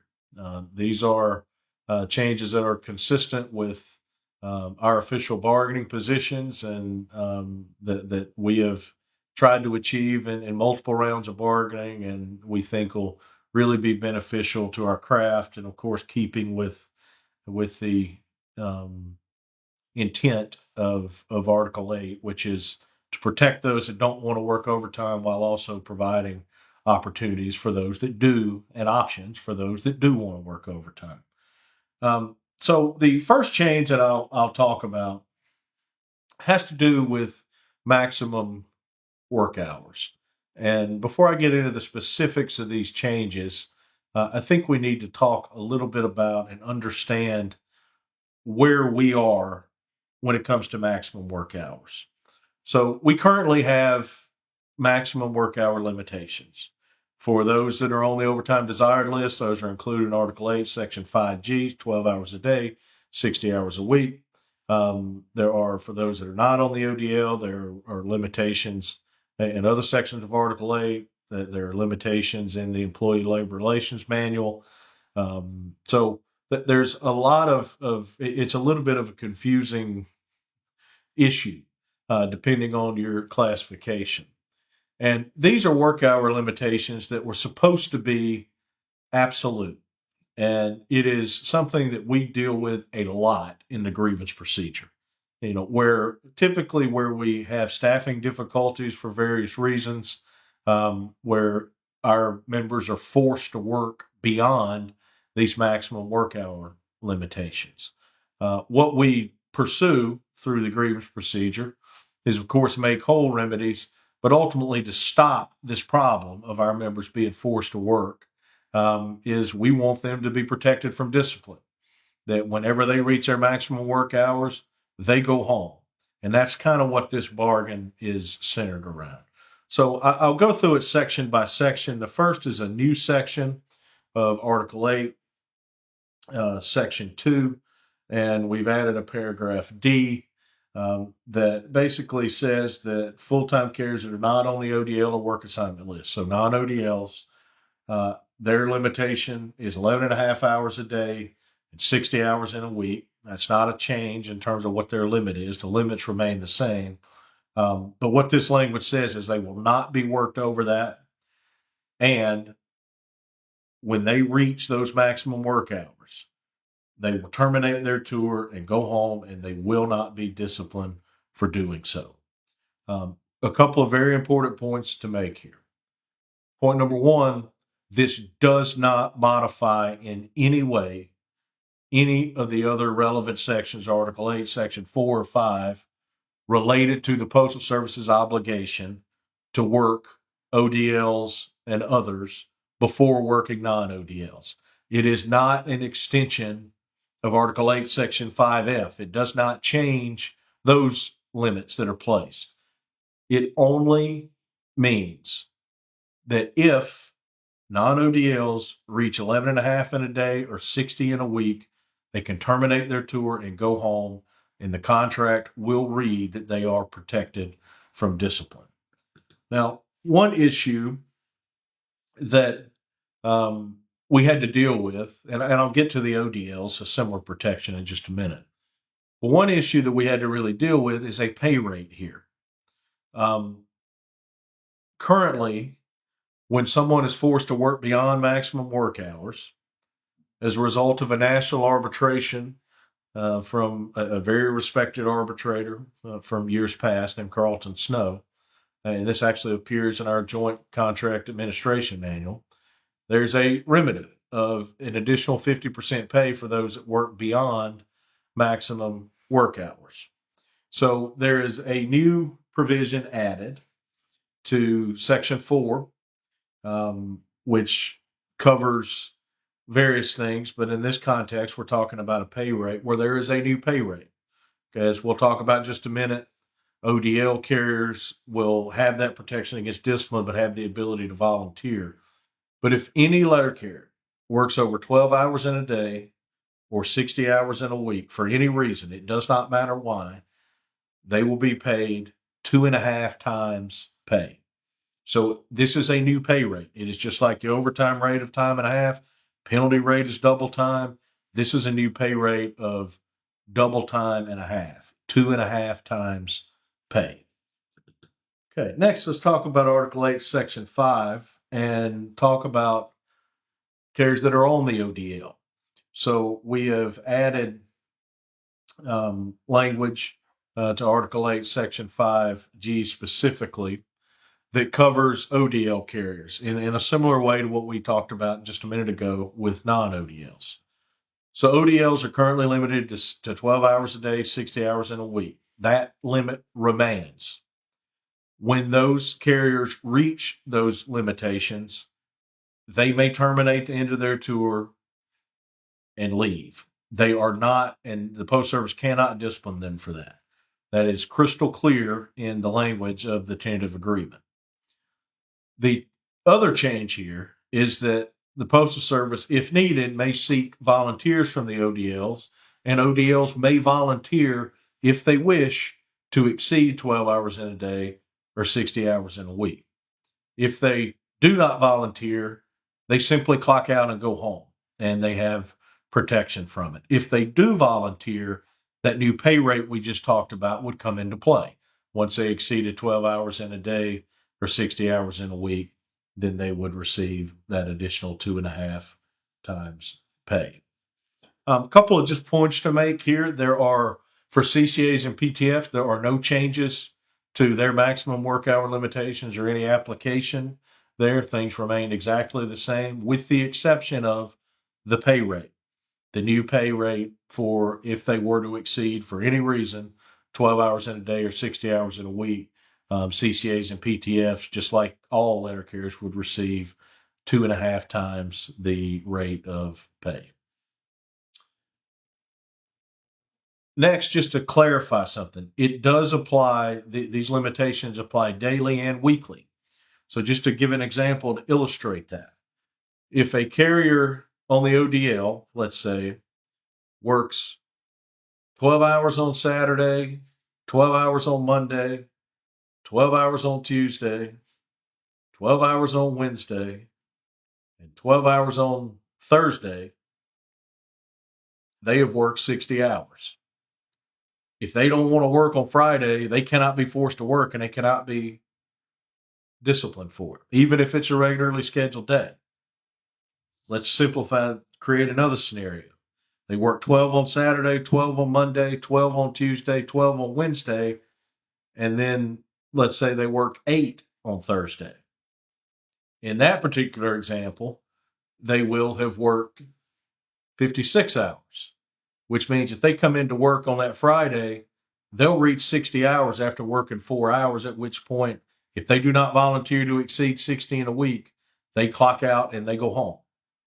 And the Post Service, because of guaranteed time, has an obligation to pay them for the rest of that day, and that pay would be at the 2.5 times rate. So the work hour limitations applies daily, but it also applies weekly. And the protection against discipline for terminating a tour comes into play whenever the daily or the weekly work hour limitations are reached. It doesn't matter when those limitations take place. The second major change to Article 8 has to do with the overtime desired list. And in discussions in bargaining and in convention resolutions, for us that our official bargaining positions that NALC conventions have adopted, we have tried to add additional options for letter carriers that want to be on the overtime desired list. So currently we have the work assignment list, and we have the overtime desired list, which means you work overtime on any assignment, non-scheduled day, regularly scheduled day, up to 12 hours, or with a 10-hour preference, which we'll cover in a minute. The change here, we wanted to give options for those that may be willing to work overtime or desire to work overtime up to 12 hours on their regularly scheduled day on any assignment, but they don't want to work their non-scheduled day. And also for those that may not want to work past 8 hours on their regularly scheduled day, but they would be willing to work their non-scheduled day up to 8 hours. And that is what this agreement does. So what this agreement will do is when we get to the sign-up period, beginning 2 weeks before a quarter starts, currently you can sign the work assignment or you can sign the ODL. The options will be work assignment is unchanged. No change to the work assignment list at all. But you will then have two options. Option number one is a list that you will work overtime up to 12 hours on your regularly scheduled day on any assignment, but you will not work or not desire to work on your non-scheduled day. That's number one. Option two would be you don't want to work past 8 hours, but you would work your non-scheduled day. So you can sign one or the other, or you could sign both. And if you sign both, you are then on the equivalent of what is today's ODL. The only other change here is that the elimination of the 10-hour preference. So currently, when you sign the overtime desired list, you can indicate a preference to work 10 or 12 hours. It is simply a preference. It does not contractually limit someone to 10 hours. If the management has the obligation, under A5G to max out ODLs, they got to max out the 10-hour preference people to 12. We actually tested this a few years ago around the country, the elimination of it with the establishment, and now with the establishment of these new lists and the additional options, there will no longer be a 10-hour preference. So this just provides multiple options, more options than we currently have, while maintaining the options that we currently have with what we know as the ODL today and the work assignment list. The one thing I'll mention that's a natural question, probably from shop stewards more than anybody else, is how on earth does this change the way we calculate and monitor and track and enforce the contractual provisions around equitable distribution of overtime? And the answer is actually very simple. And this would be reflected, should the agreement be ratified and explained in the JCAM, and that is they just simply have to, using existing equitability rules, make people equitable within the list that they're on. So you've got these two overtime desired lists. Whoever's on one list, all those people got to be made equitable. The people on the other list also have to be made equitable. So it's actually a pretty simple change. All right, moving on to some other important provisions. Layoff protection. We have layoff protection in our agreement for those that have 6 years as a career employee. It's been in place, a long time now. Thankfully, it's something that we have never really had to invoke. We certainly don't anticipate over the course of this agreement having to invoke the layoff protection, but the layoff protection is continued. This is one of those things, along with the next topic I'll mention, that is not often talked about, among our members. It's not something, as I go around the country and meet with our members, that we talk about a lot, but it is a topic of collective bargaining. So layoff protection continues, as well as our protections against subcontracting. Those of you that were around back in the mid 2000s remember this was quite a battle in the 2006 round of negotiations, and in that round of bargaining, we achieved some significant protections against subcontracting that are mostly in Article 32 of our agreement, but also mostly in the form of MOUs. And those protections continue. So they've served us very well, and we're happy to continue them. Okay, next is a modification to a task force called the City Delivery and Workplace Improvement Task Force. This is a kind of big umbrella of different topics and therefore different work groups that we do jointly with the Postal Service at headquarters. This task force covers a lot of different topics. There's kind of a high level oversight, and then we assign what we call subcommittees, which are officers and staff from NALC that work with managers from the Postal Service headquarters on different topics. And the changes that we've made here are really, more than anything else, just to align with the way that we actually structured those subcommittees in practice in the 2019 agreement. But a lot of good things have come from this. We've had a lot of productive things related to route adjustments and complement and staffing, and what we do with onboarding employees and mentoring and retaining them, which we'll talk about here in just a minute. So this task force will continue. We are, should this agreement be ratified, excited to get started with it and address all the topics that are included there. Next is a new MOU called the New Employee Experience Retention and Mentoring Program. This was a result of that City Delivery and Workplace Improvement Task Force. We've tested this all over the country. It's in currently it's in a test phase still in almost 1,000 post offices around the country. But the idea was for us to structure the work and the experience for newly hired employees. Some cases that's CCA, some cases that's PTFs, and just give them the best opportunity we could to learn the job and to succeed. This began as just a retention pilot program. It puts in, as you see the MOU, it's very detailed. It puts in work hour limitations during their first few weeks of on the job. It also includes certain items that have to be provided to them, and just structures the experience, the feedback that they get.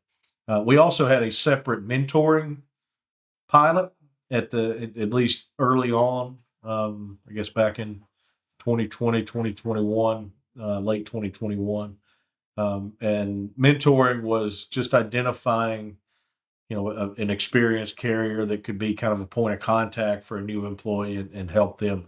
We then merged those two together, and that's what this agreement represents. So it's been very successful in places that we've been able to hire employees, and we're definitely excited about the possibility of implementing this nationally just to improve staffing and improve the experience for employees that we hire and NALC members. Okay, next is an existing MOU that in the tentative agreement really doesn't look anything like the existing MOU. We've changed it so much. The joint workplace and improvement process. This has been around for a few years now. JWIP is what we call it for short, and it was brand new, and it was mostly headquarters driven. And as we had varying levels of success with it, we learned a lot from it, and we have significantly modified and added lots of structure that'll allow us, we think, to have greater reach. And this is just an additional avenue, going above and going beyond what we do best, and that's enforcing our agreement through the grievance procedure to address the problems we have that contribute to poor work environment. So the structure that we put in place, potentially with this agreement, we think is going to allow us to really reach into more locations and the places we have that are toxic to work because of all sorts of things. But usually at the core of it is contract compliance and people's behavior. Give us the opportunity to address those, beyond all the things that the methods that we already use. Local implementation. So our LMOUs, branches out there I know are hard at work in preparation for local implementation. There are no substantive changes to the process of negotiating locally, with one exception, and that is what the period would be. So the local implementation period, should this agreement be ratified, would be April the 3rd, 2025 through May the 2nd, 2025. Okay, let's talk. There's a couple of agreements related to route adjustment that are important for us to cover. The first is an agreement that there's not really any substantive change to, but I think it's worth mentioning. The MOU on alternate route evaluation and adjustment process. This is an agreement that we've had going back to the early 2000s. And we've had 6 separate joint route adjustment processes, back to IRAP, MyRAP, JRAP, JRAP2, CDRAP, and most recently TIRAP. And each of these processes has been a result of what this MOU established. So this agreement continues, and we intend to continue to utilize it to try to reach agreement with the Postal Service on joint route adjustment processes that are fair. Of course, coming off our most recent joint process, there's a lot of pieces of it that work very well, and there's a lot of pieces of it that in any future joint process need to be modified based on the experience that we had. So, the discussions that we will have would start there, just as they have in the past with the most recent process, but while also, knowing what we learned and trying our best to, come to agreement on a process that addresses those concerns and continues to move us forward. Because ultimately, NLC having a seat at the table in a fair joint route adjustment process is the best way to adjust routes. And we will continue, towards negotiating to do just that. The next MOU is a new MOU, and it's related to joint route adjustment processes, and it has to do with fixed office time. And fixed office time is an issue that we, through a lot of our joint processes here at headquarters, at least in the, now 13 years that I've been here, we have been very heavily engaged with them on trying to find a better way to evaluate fixed office time. Fixed office time is office time that we spend that does not include casing mail and pulling down mail. So it includes things like dealing with accountables and dealing with checking our vehicles and personal needs time in the office and going withdrawing our parcels and whatever other things we do in the office besides casing and pulling down mail. And the system that we have and that we've used in each of our previous 6 joint processes is almost exactly like the system that's used in Chapter 2 of the M39, where the Post Service does unilateral route adjustment processes.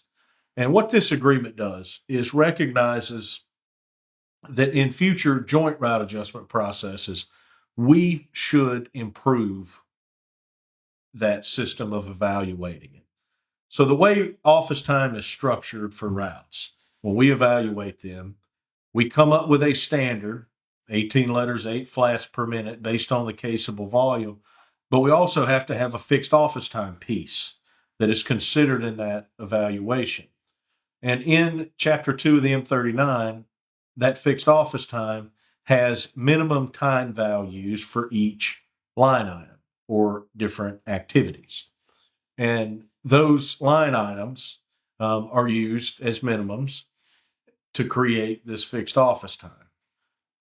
What we currently, in a joint process, or at least in our previous ones, do not have is a way to efficiently evaluate what that fixed office time is for every route, because it needs to be as accurate as it possibly can be. Because if it is inflated too much or it's too little, it causes problems in both directions. And ultimately, in any joint process, what we're trying to do is evaluate a route based on the time it takes the carrier to do it. So what this does is first recognizes we need to find a new way to do it. We're going to do it. And what we're going to do is find a way to evaluate the fixed office time that each route, that carrier on that route actually uses. And then, because line items have been such an important piece of this, that at least historically, what we have agreed is that when we make this change, we've set bare minimums for each of these line items. And it's just a handful of line items. We've changed some of the ways that we would record mail. So I'm going to go through the line items that are changed and really explain why. The first one is, or actually the first 2 are have to do with ways that we would record certain activities. So lines 8 through 13, which currently include things like handling changes of address and markup mail and stuff like that. That work has changed so much over the years because of the volume that we handle in the office in the morning has gone down dramatically. So rather than use line 8 through 13, we are not going to use those lines anymore. We would still record the time it takes, but we're going to record that time on line 21, which is office work that's recurring, that's not covered on another line item. The next is withdrawal of mail, which is line 15. Withdrawal of mail is very inconsistent in terms of the way it's recorded, especially as we've established SNDCs. In some locations, carriers have to, really take a long time and walk a long way to get their parcels. A lot of times that's recorded under line 15. So any time that previously was recorded under line 15, the time obviously still there. It will still be recorded. We just won't use line 15. We'll also record it under line 21. Because ultimately where we want to go here is to simplify this process. The things we do are either recurring or they're not recurring. And what is recurring that we do, on a recurring basis should be included in the evaluation of our route. The other changes from what has been the minimums, the most significant one is line 14, accountables. In Chapter 2, that minimum has been 6 minutes in the office. Based on a lot of the studies that we've done and Post Service has done, there is a significant change to what we do with accountable mail in the office. Most letter carriers know that certified mail, which is by far the highest volume accountable piece that we get. Most of the time we spend handling those is on the street now, as opposed to in the office. So that's been a pretty significant shift.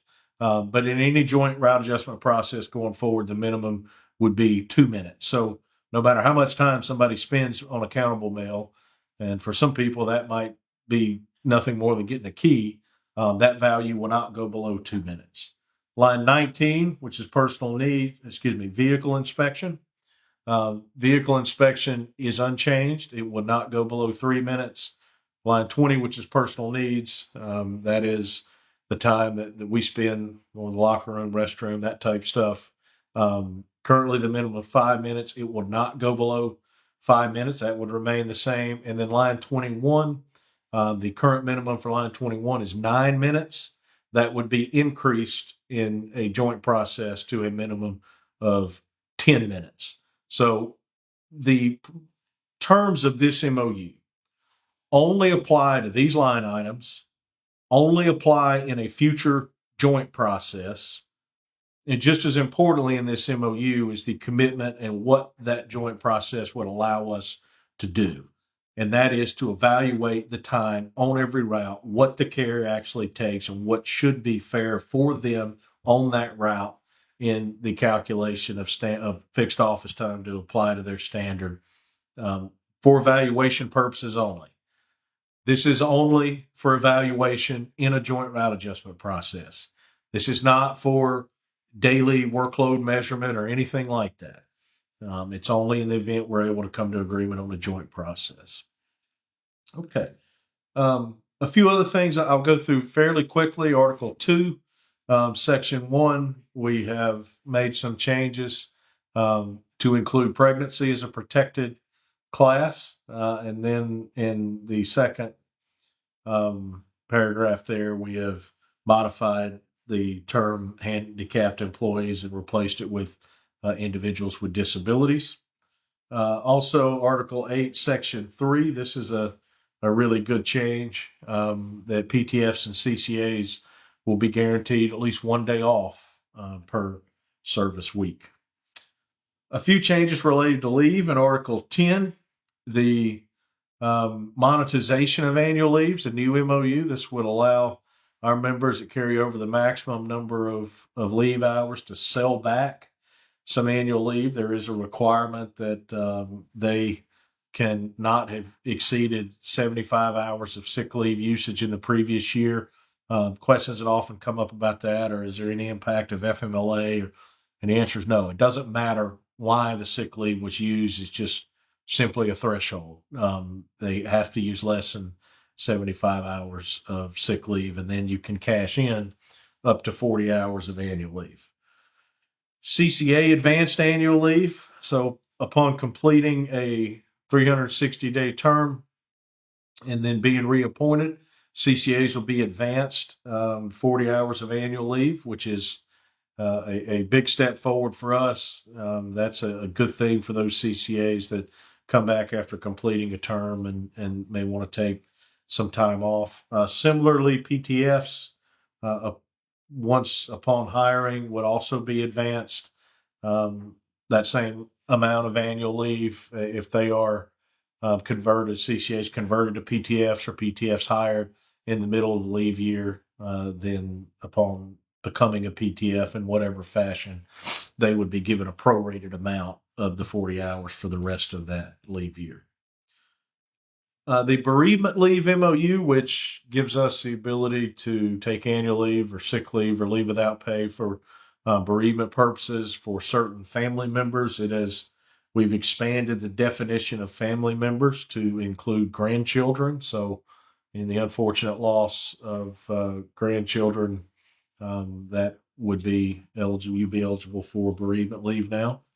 A new MOU on time limitations about bone marrow, stem cell, blood platelet, or organ donations for those that participate there. This is provided for in the ILM to take the leave, and what we did is created their limitations, but they're consistent with what's the typical amount of time someone would be absent. So it clarifies and clears up any potential disputes over the amount of time someone would use. Article 11, holidays, couple of changes. Officially, Juneteenth becomes our 11th federal holiday. We have observed that the last few years, but that will now be in our collective bargaining agreement. And as a result, the way we calculate PTF hourly rates changes. So currently, we have, and whatever step a carrier is at, if to calculate a full-time carrier's hourly rate, you take their annual salary and divide it by 2,080. PTFs are not paid holiday leave on the holiday, but they are compensated for the holidays because to determine their hourly rate, you subtract 80 hours currently, the 80 hours for the 10 holidays we had prior to Juneteenth, and divide the annual rate by 2,000 to equal their hourly rate.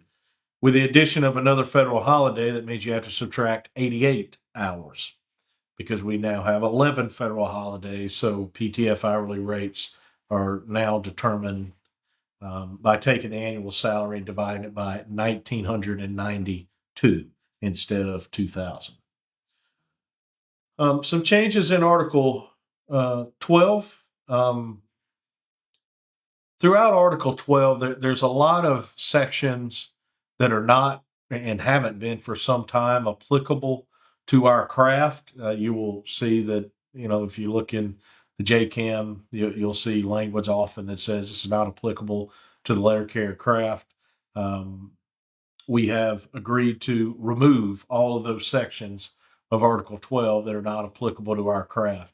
That's just something we've talked about in years past. There was hesitancy to do so for reasons that are really historical in nature. I mentioned the bridge memo earlier, the MOU, Article 7, 12, and 13, crossing crafts, that we are party to, as well as the mail handlers in the APWU.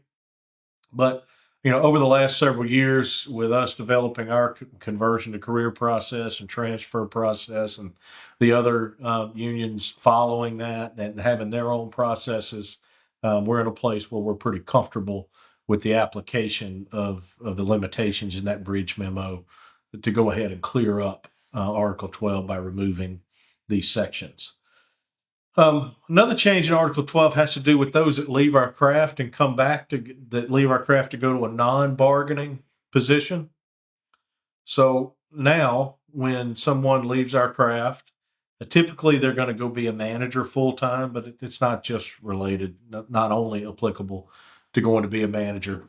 When they leave and come back, if they come back within 2 years, their seniority, they retain their seniority except for the time they were away. If they come back after 2 years, they have to start a new period of seniority.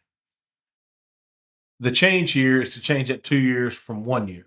So when someone takes a non-bargaining position outside of our craft and they return, if they return after 1 year, they will have to start a brand new period of seniority.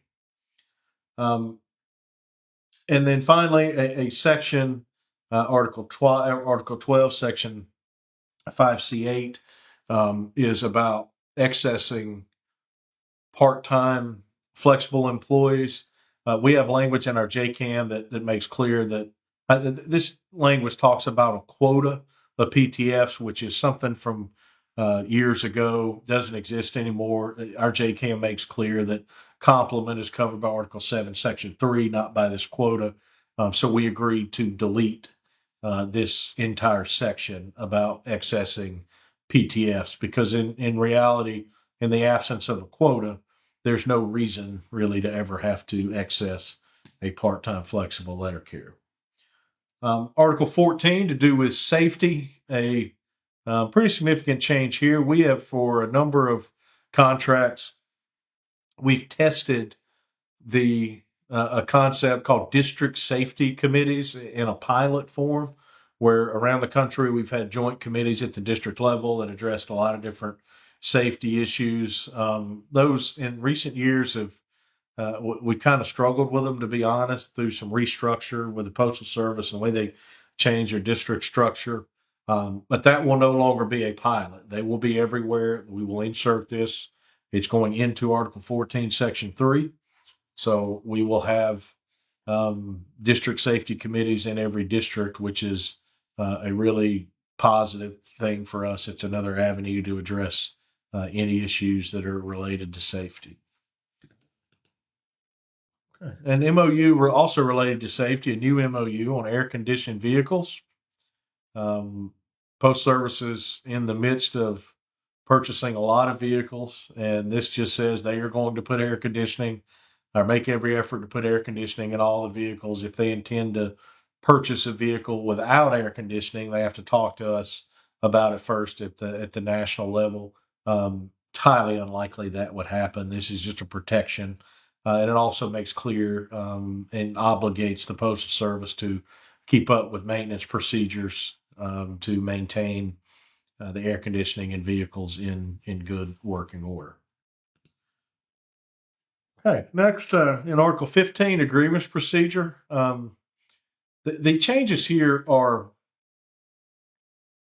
mostly related to Step B and the things that are administered through our National Business Agents offices and from headquarters. And we've gotten rid of a couple MOUs and combined them into a single MOU, and also put a little more structure around the task forces that we have in place. The MOU DRP testing, we put a time frame where we would get together and talk with the Postal Service about.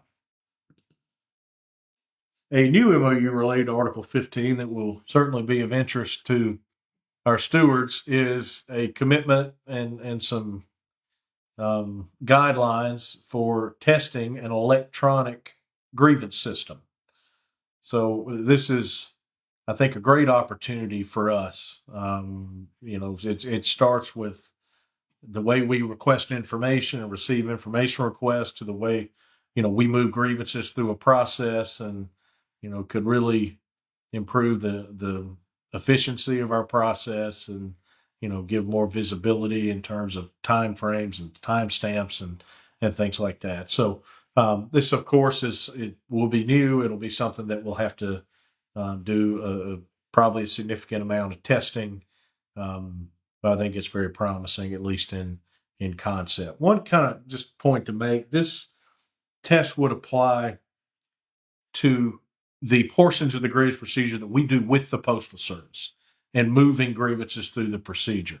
What it would not apply to is what we do internally. So, for example, if in your branch a shop steward files a grievance at informal step A, gets documentation, they initiate a grievance, talk to the supervisor, and then the process is to send it to the branch hall or to the formal A rep.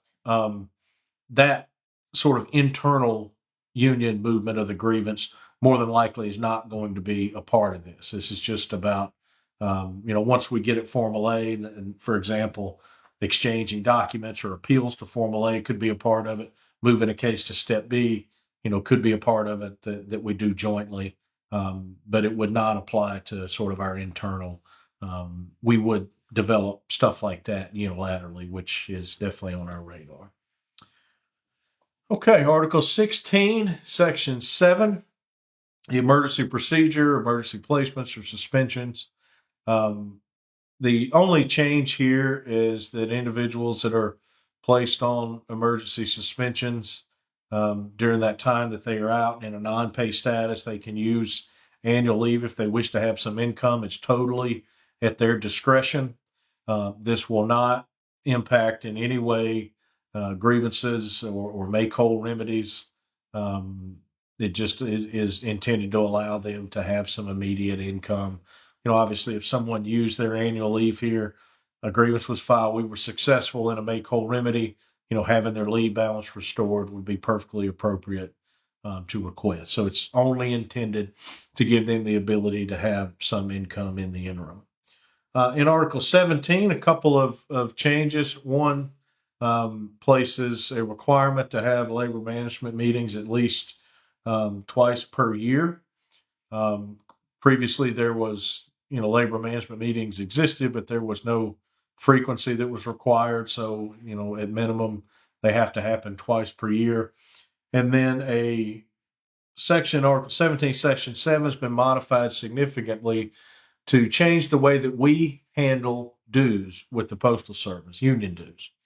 Currently, what happens is when someone joins the union, there's a process. It goes through the Post Service Human Resources Shared Services that, a piece of it we don't have control over. And those of you that are out there that are involved in the administrative side of your branch or, dealing with membership rosters and dues and stuff like that, that sometimes delays happen. But basically, the union, we will take over the responsibility for dues processing and just simply tell the Postal Service through an electronic file how much money to hold out, from each member of our union. They would then submit the money to us, and then we would do just as we do now and distribute that money to the branches and state associations. In addition to that, they are going to process allotments that we provide. So, rather than us having to use up one of your current payroll allotments to contribute to anything. For example, we have our Disaster Relief Foundation, our Letter Care Political Fund. You would authorize that through the union, and then we would tell the Postal Service, once again, through a secure electronic file. All right, Article 23. This is about our rights as union officials to enter postal installations to conduct official business. It just makes clear those that are retired or full-time union officials that are serving in a role, they will be granted a postal ID just to make it a little easier when it comes to their access. We've talked about a lot of MOUs already, but there are others in our contract. Most of them will continue without substantive change. Some of them have minor changes, such as date changes that don't affect the actual meaning or application of them. But there are 5 that will not continue. And I want to just so we're discussing every single modification here, cover what those are. FSS implementation, FSS work methods, those 2 MOUs would be deleted from our agreement. They would be deleted because FSS is gone. Post Service has discontinued it, and there is no intention of bringing it back. So there's no need to have those MOUs in our agreement anymore. The District Safety Committee's pilot program, that MOU is being deleted because, as I mentioned earlier, we have now incorporated district safety committees into Article 14 of the agreement. And the other 2 are Article 15, Dispute Resolution Process, Article 15, Dispute Resolution Procedure Task Force. Those 2 MOUs are being deleted because they have been combined into the Dispute Resolution Process MOU. The language is substantively the same. It's just all been combined into one long document, kind of rearranged in an order that we think makes more sense. Every other MOU we've either talked about the modifications if it was substantive, or they're being continued or being continued with something as minor as date changes.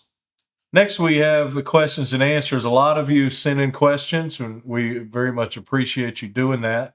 Some of the questions are on similar topics. A lot of the questions are things that probably were sent in early on that I've already covered. But we'll go through and try to answer each of them and just be sure that at least the topics of all the questions have been covered. So question number one, why was the fixed office time reduced from 33 minutes to 20 minutes? And does this change the M39? Let me answer the second part of the question first. No, this does not change the M39. The new MOU on fixed office time, it's right there in the title. It's fixed office time in a joint route adjustment environment. And it's not a reduction in the amount of fixed office time. What this MOU is a commitment to develop a new way to evaluate it. It describes what that new way will include, which is figuring out a way to evaluate it for each assignment, and then sets bare minimums for each line item. Now, if you compare those line items, as I described earlier, to the minimums that are in Chapter 2, the minimums that have been used for those line items in previous joint processes, the most significant difference in one of them is in line 14. But what is this agreement sets these baselines. It does not set the total minimum fixed office time. It only covers what each of those line items would entail in a joint environment going forward. And of course, in any negotiation for a future joint route adjustment process, what that office time methodology would look like would be part of the negotiations and done consistently with that MOU. Okay, next, other unions got massive pay raises. Why did we only get 1.3%? So first is in this tentative agreement, we do not only get 1.3%. 1.3% each of the 3 years is the baseline general wage increase, but as we talked about in detail in the beginning, that's only one piece of the puzzle here. So you've got the COLAs, you've got the changes to the wage structure. We went, I think in great detail of all the things that are considered and negotiated in Article 9. As far as the comparisons to other unions, it's a very natural thing to do. Certainly it's something that we are interested in and pay attention to, standing in solidarity with our brothers and sisters. We've done that for a long time, not just over the last couple of years. Thankfully, over the last couple of years, we've seen a lot of our sister unions in other industries and in industries more similar to ours have a lot of success in the private sector in bargaining. I would say that there are pieces that are certainly comparable, and we absolutely utilize that in our bargaining process. We utilize that, should we have ended up in interest arbitration, particularly comparability and the standard that's in the law, as you've heard about early on. But I will say structurally, our collective bargaining agreement, this tentative agreement as well as previous agreements, are different than what we see in a lot of the private sector. You also have to, for context, I think, look historically. We have zero concessions economically in this agreement. Nothing. There's not one thing. Everything is an increase.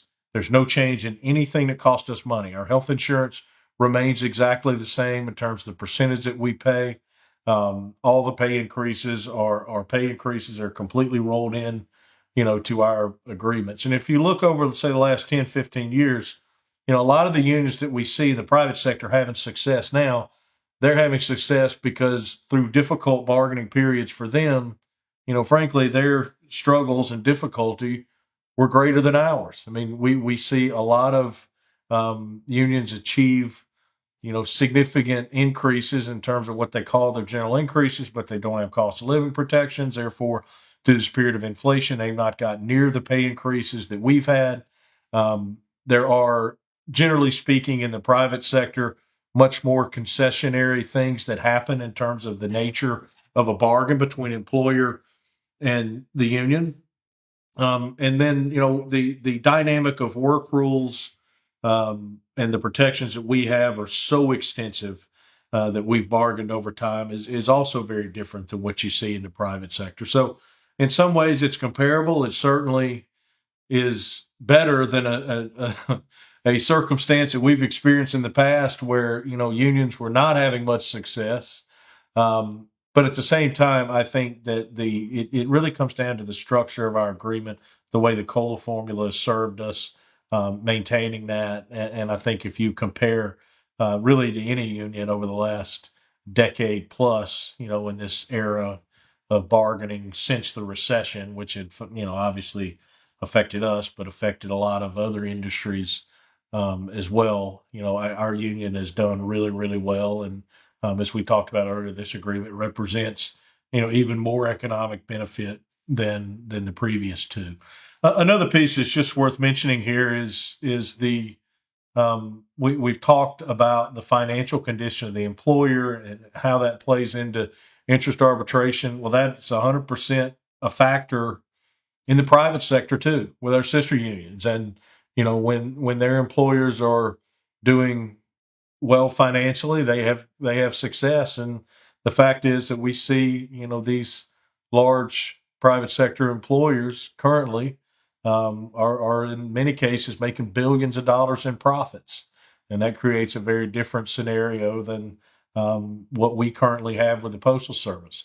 That in years past it has been very different. I mean, we all would probably remember the auto restructure, just for one example, but that was true of a lot of industries that really have had different periods of struggle over time. So it's very important, I think, to look at it with the appropriate context. And, we would put our union's history in collective bargaining up against any union's history in collective bargaining.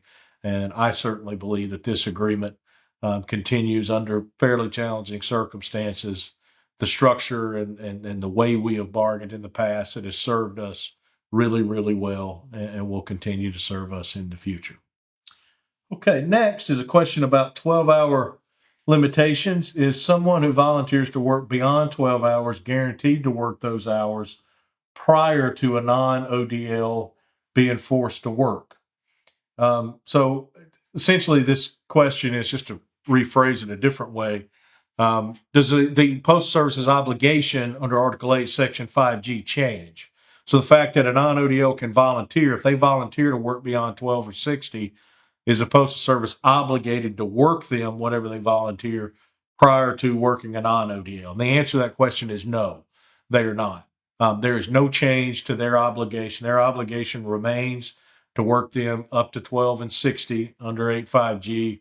The fact that they now will have the ability to volunteer and go home when they reach those maximum work hours and have protection does not change their obligation. So their obligation is the same there, as well as in the provisions of the letter carrier paragraph as well. Next one. What happens if the contract is not ratified? What happens next? What's the timeline? Do we start over, or is the TA the bare minimum that we can get? Good question. I've mentioned that we should have the ratification results of the balloting sometime in mid-January. If the agreement is not ratified pursuant to Article 16 of our Constitution, I would go back to the Postal Service, obviously attempt to negotiate more. Within 15 days is the time frame that Article 16 of our Constitution includes. If we are unable to reach agreement at that point, then we would proceed to interest arbitration, which we are prepared to we're prepared to do. As far as the timeline for interest arbitration, that would depend on availability of a lot of people, starting with the arbitrator that we had chosen, arbitrator Dennis Nolan.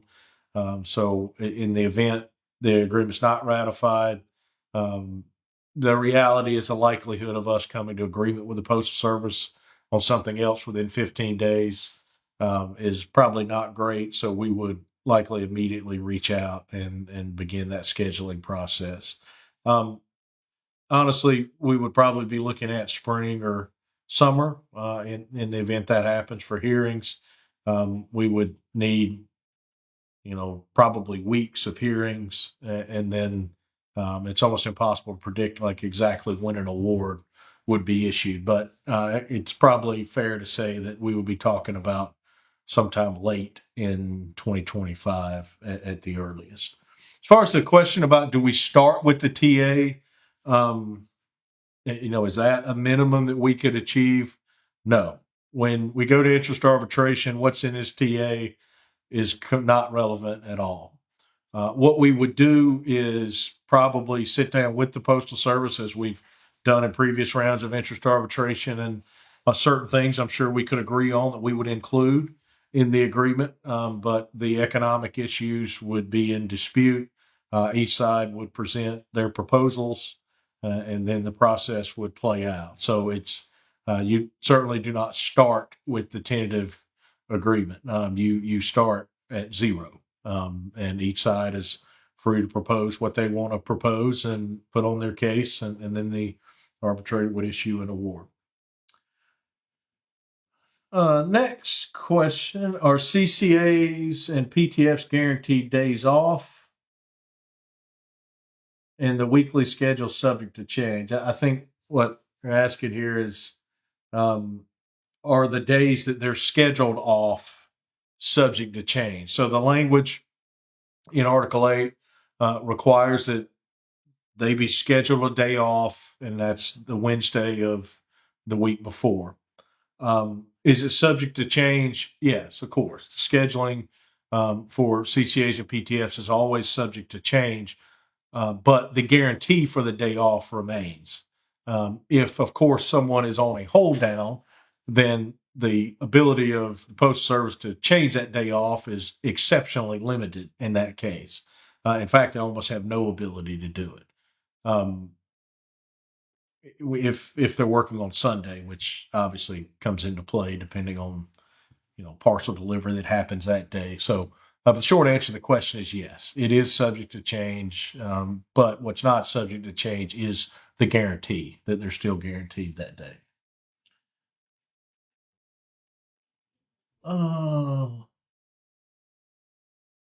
It looks like letter carriers at the beginning of the pay scale and at the top step got all the raises. What about letter carriers in steps C through O? Yeah, so we talked about this in detail earlier on when I was talking about the economic provisions. And I think that really the chart I covered that shows the pay increases demonstrates that it's done in as fair a way as we could do it, starting with step P and then gradually increasing all the way back to the beginning steps. And in fact, the people at step C through O, they're those in the middle of table 2. The amount of increase they get when you factor in everything in Article 9 that we bargain from a dollar standpoint is more than those at the beginning or the end of the pay table. So, we were able to maintain that in a very fair way while also, meeting our goals of increasing the starting pay and then increasing the top pay, which benefits everyone once they get there. Next is, why did it take so long to get this contract? Why couldn't we get this agreement a year ago? Because we in the Post Service were not in agreement. That's really what it comes down to.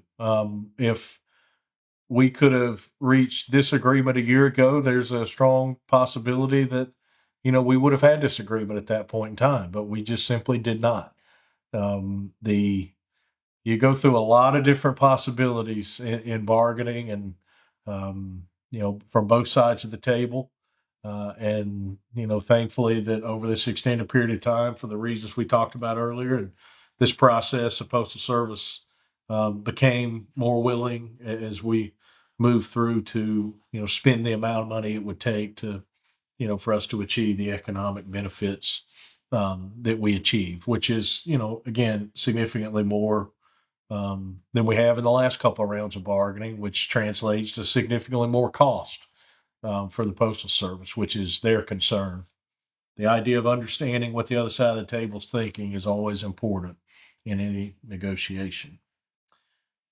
Okay, next, why did we agree to the 2 additional ODL lists? Because that's an official bargaining position of the NALC. Resolutions to create the exact list that we created had been submitted and adopted by the delegates of our convention. Another overtime one: can people on the work assignment list also sign the non-scheduled day overtime desired list? No, there is no change to the work assignment list at all. Would you start again on that? Yeah. Somewhere back here. Yeah. Can people on the work assignment list also sign the non-scheduled day overtime desired list? No, there is no change, as I mentioned earlier, to the work assignment list. So if you're on the work assignment list, you're on the work assignment list. You can't, there's no change in that regard. What kept us at the bargaining table so long instead of going to interest arbitration last year? Because and we've talked about a lot of this already, but we continued to believe we could achieve through negotiation a better result than we could achieve through interest arbitration when you consider all the circumstances, without taking on the inherent risk, no matter how big or small it may be, that comes with interest arbitration. And I think it's important to point out that I oftentimes in conversations, and I get questions, I think there's sometimes a very romanticized view of what interest arbitration is. Many of our members have been in arbitration hearings at the regional level, which are conducted professionally, but are often very adversarial in nature. Interest arbitration is a very different process than that. It is, conducted in a lot of ways like a very boring legal procedure. It's there's a lot of legal argument involved, and it's just by its nature a very conservative process. And ultimately, that neutral arbitrator makes a decision. And what history told us, as you heard from Jim Sauber earlier, is the results are usually neither side gets everything that they want in interest arbitration. And there's also, of course, risks that come along with it. And, our history tells us that the circumstances around bargaining, many of which Postal Service often presents in their case to counter what we present, have there's been some consistency in terms of the results. So, ultimately the continuing to make progress and get closer to an agreement was the decision that was made, and that decision was made because we thought it would result in the best outcome we could achieve without, taking on the risks that come with interest arbitration. And that's exactly, what I believe that this TA represents. Our competition can get good raises. Why can't we? Well, I would, number one, disagree with the fact that the idea that we can't get good raises. I think our union's bargaining history is really second to none.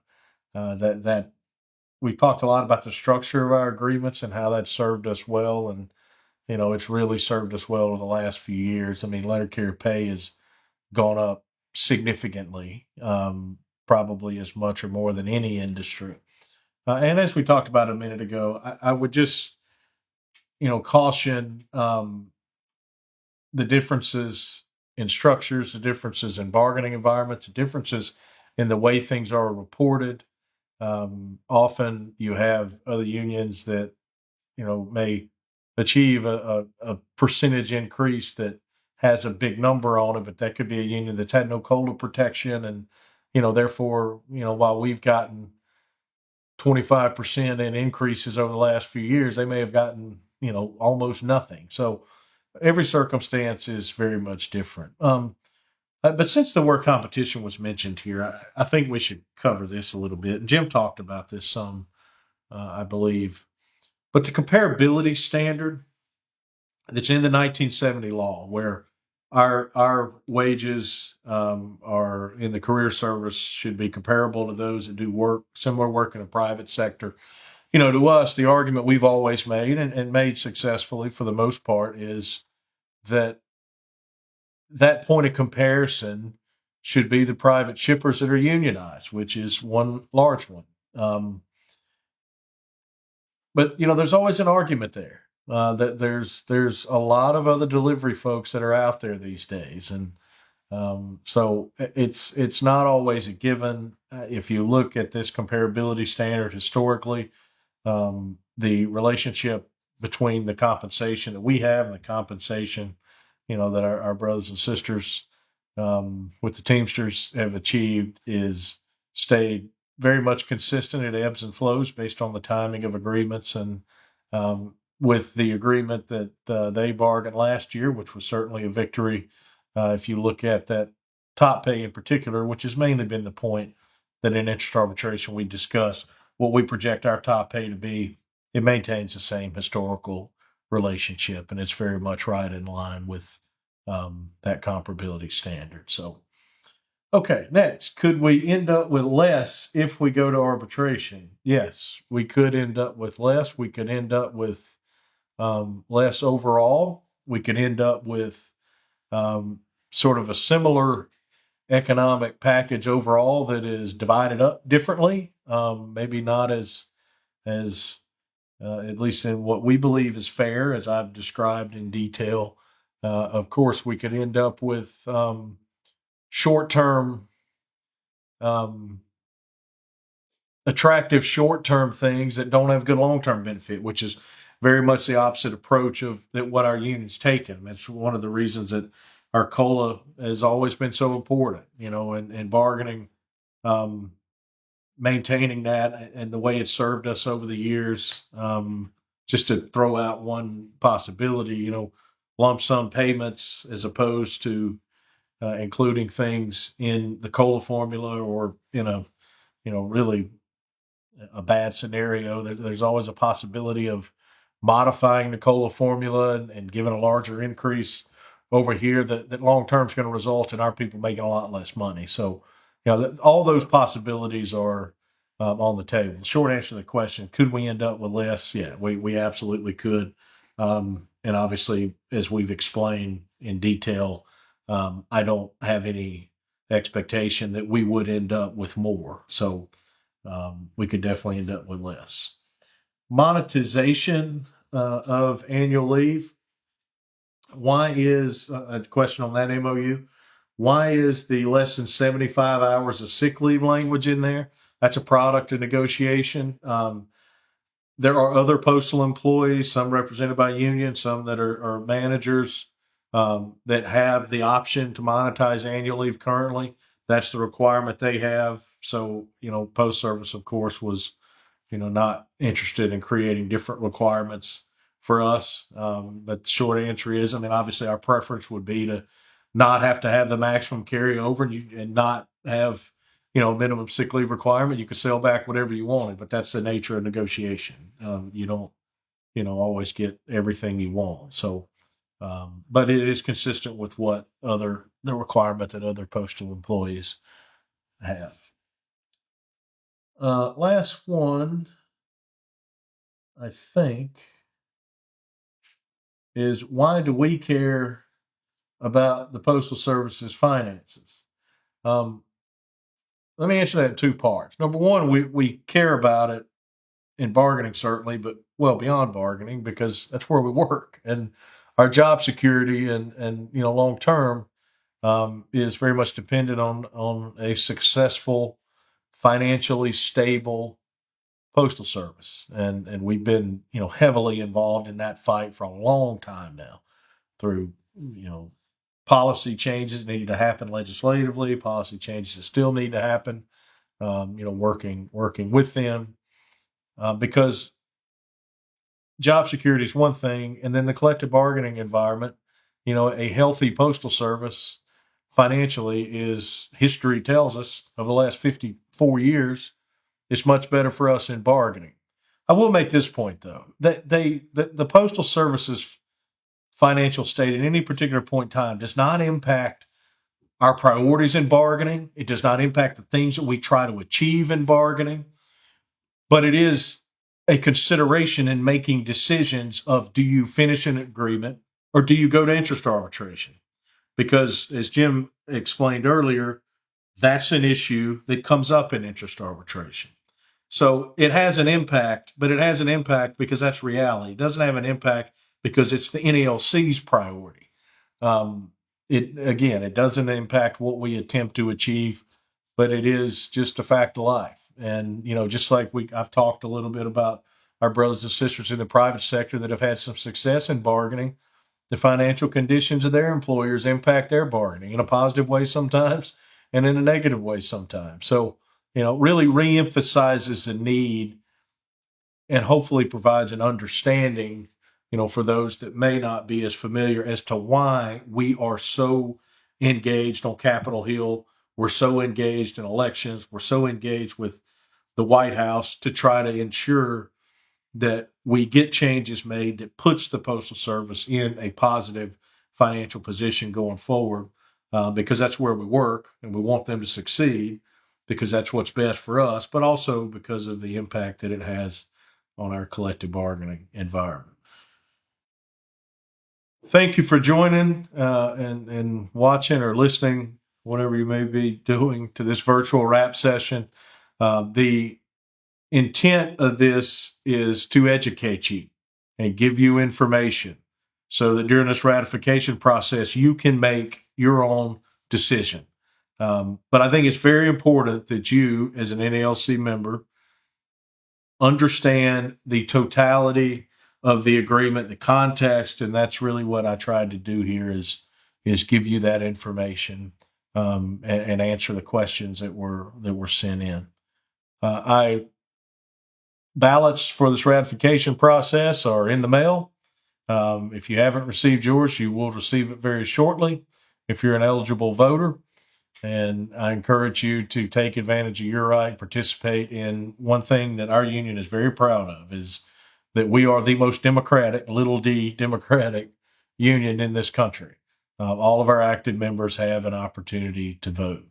I want to take this opportunity to also thank the officers and staff at NALC headquarters that did a lot of hard work for a long time over this round of bargaining, both in preparation as well as the bargaining process itself, and even since the tentative agreement to get the information out there. It takes a lot of people to make this happen, and they've done an excellent job. And now it's up to you, the members, to decide. So thanks once again for joining. We appreciate everything that you do for our union and what you do to serve the people of this country. Thanks.